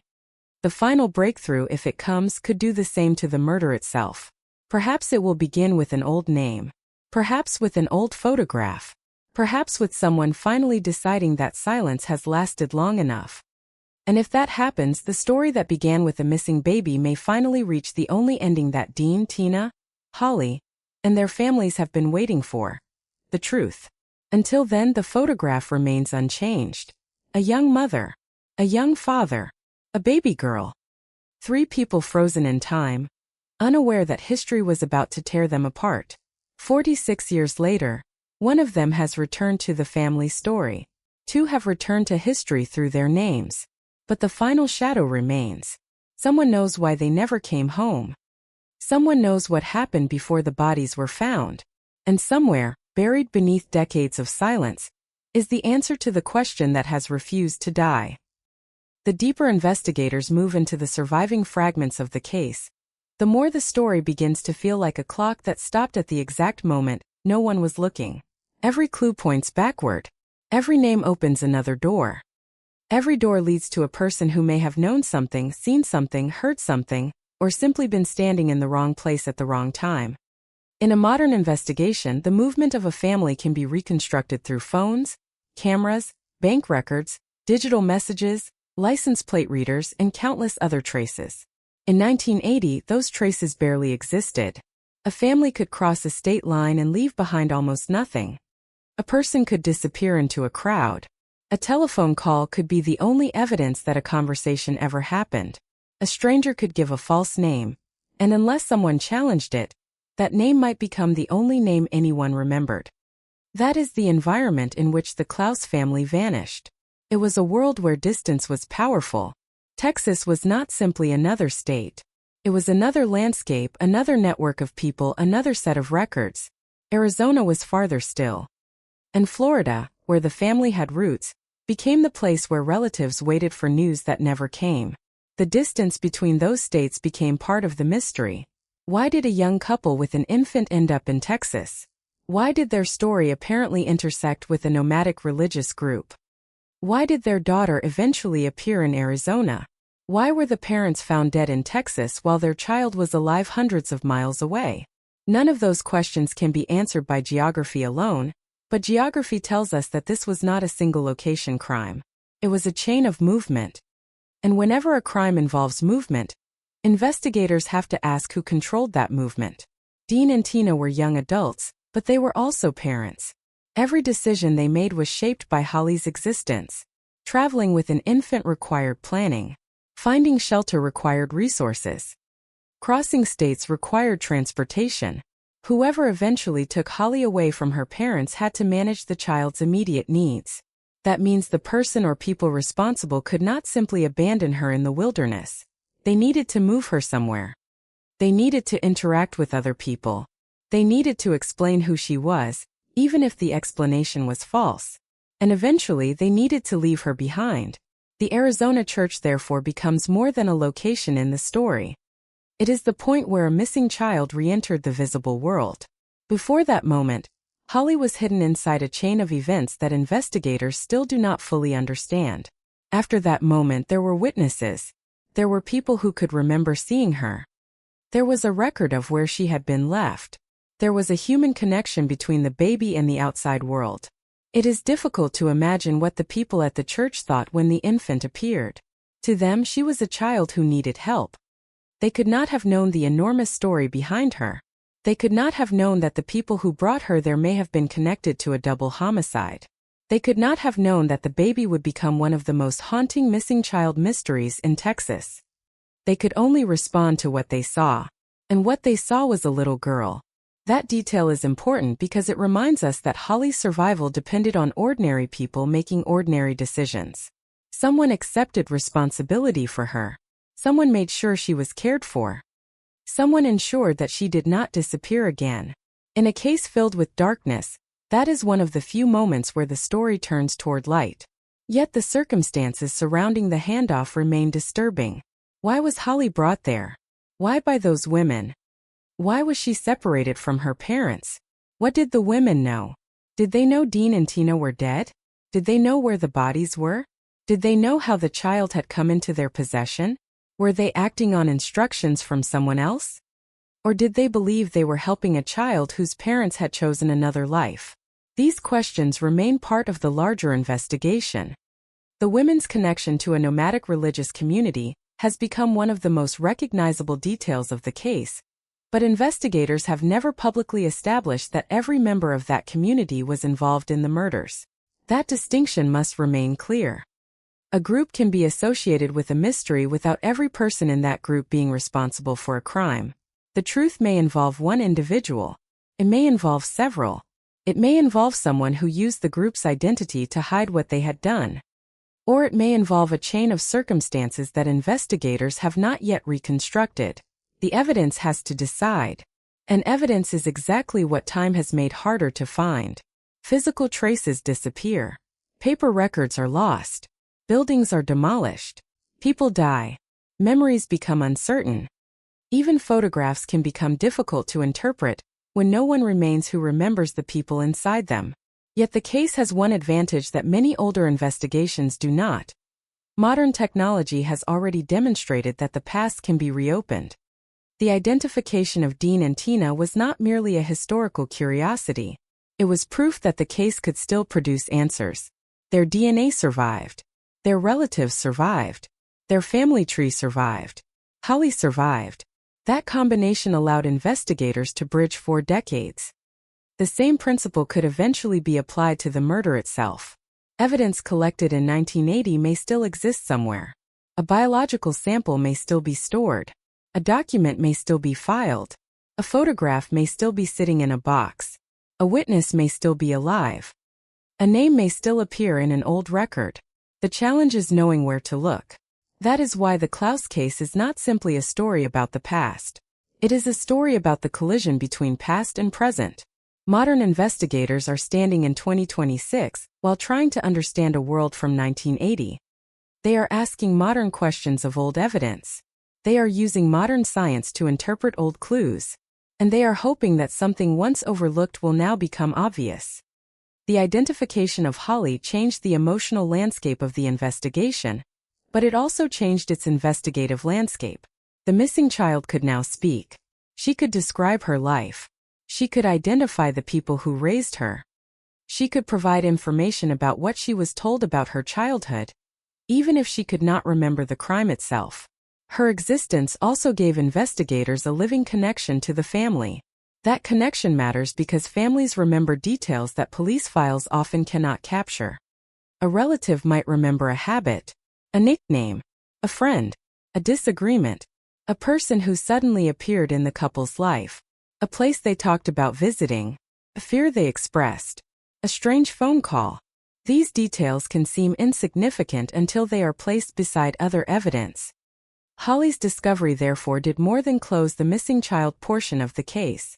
It reopened the family story. It allowed investigators and relatives to ask questions from the perspective of someone who had lived the decades that followed. And it created the possibility that the final truth might still be reachable. Because the most terrifying thing about an unsolved murder is not that the killer vanished. It is that the killer may have continued living a normal life, working, raising children, growing old, attending family gatherings, watching television reports about the very crime they committed. Maybe that happened here. Maybe it did not. There is no public evidence that identifies a particular person as the killer. But the possibility is what gives the case its enduring tension.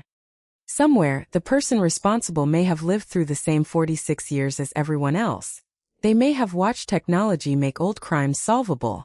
They may have watched Holly grow into an adult without knowing her connection to the case. They may have watched Dean and Tina's names finally return to the headlines. And they may have realized that the past was no longer buried as deeply as they believed. That is why every new development matters.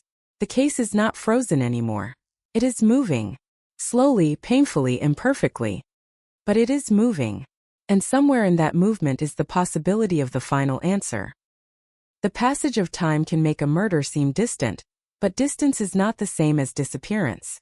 For the people who love Dean and Tina, the calendar never erased the moment when the phone stopped ringing. It simply added years to the silence. 1 year became 5. 5 became 10. 10 became 20. Then 30. Then 40.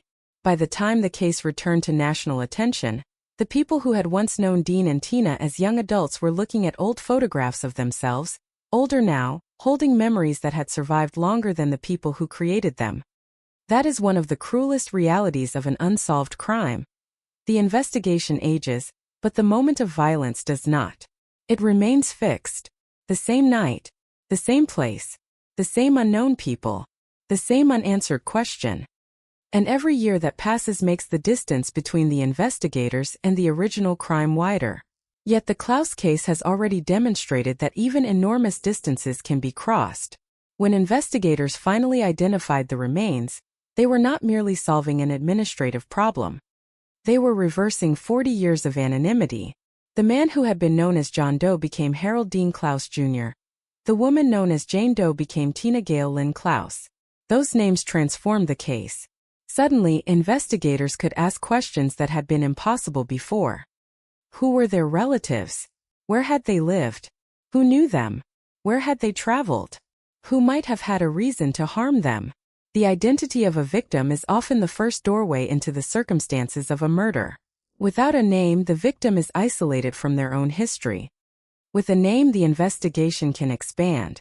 In the Klaus case, that expansion led directly to Holly. The missing baby who had been absent from the story for decades suddenly became central. And then the impossible happened again. She was found alive. For a moment, the investigation seemed to have reached its miracle ending. The baby had survived. The family had found her. The parents had names. But the miracle did not erase the murder.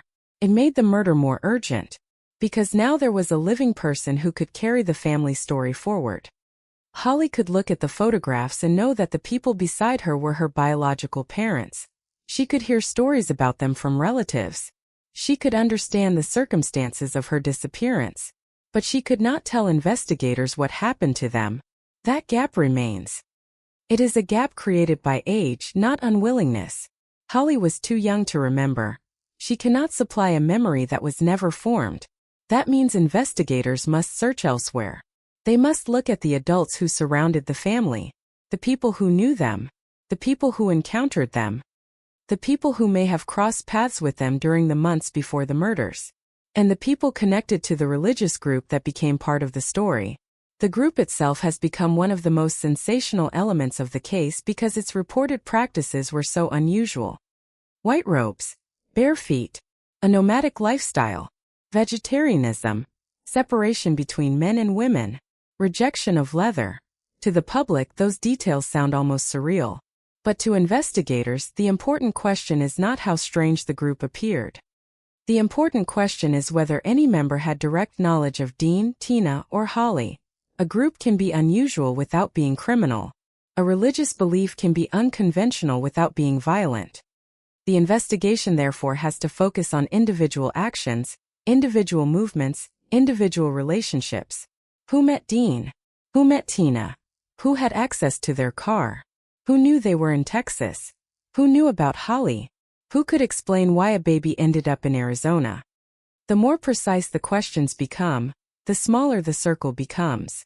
And somewhere inside that circle may be the person who knows what happened.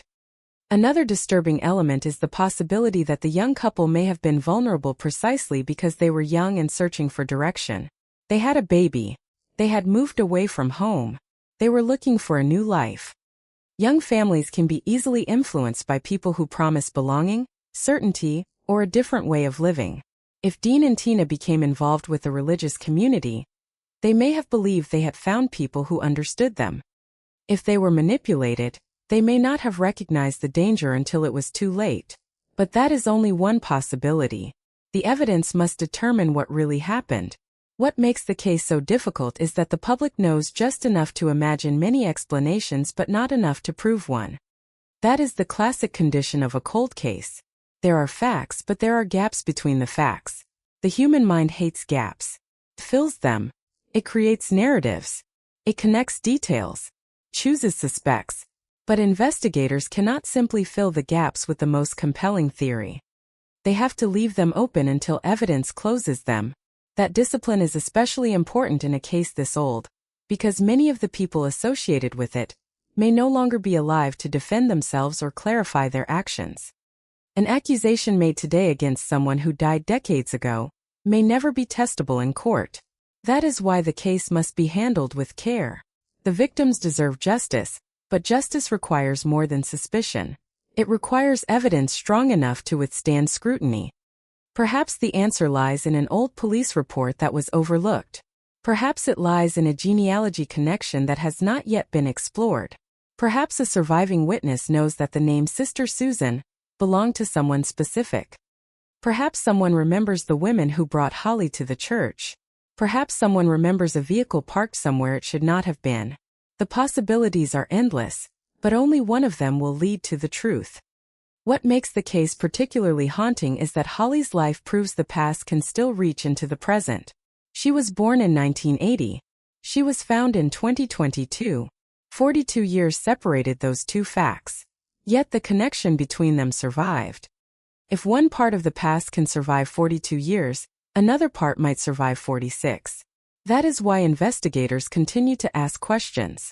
Because the killer may have left behind something without realizing it. A biological trace. A photograph. A letter. A name. A relationship. A memory. Something that looked insignificant in 1980 but becomes decisive under modern analysis. Cold case investigators are experts at searching for those contradictions. They look for things that should not be there. They compare old statements against later evidence. They examine timelines. They ask whether a person's story makes sense.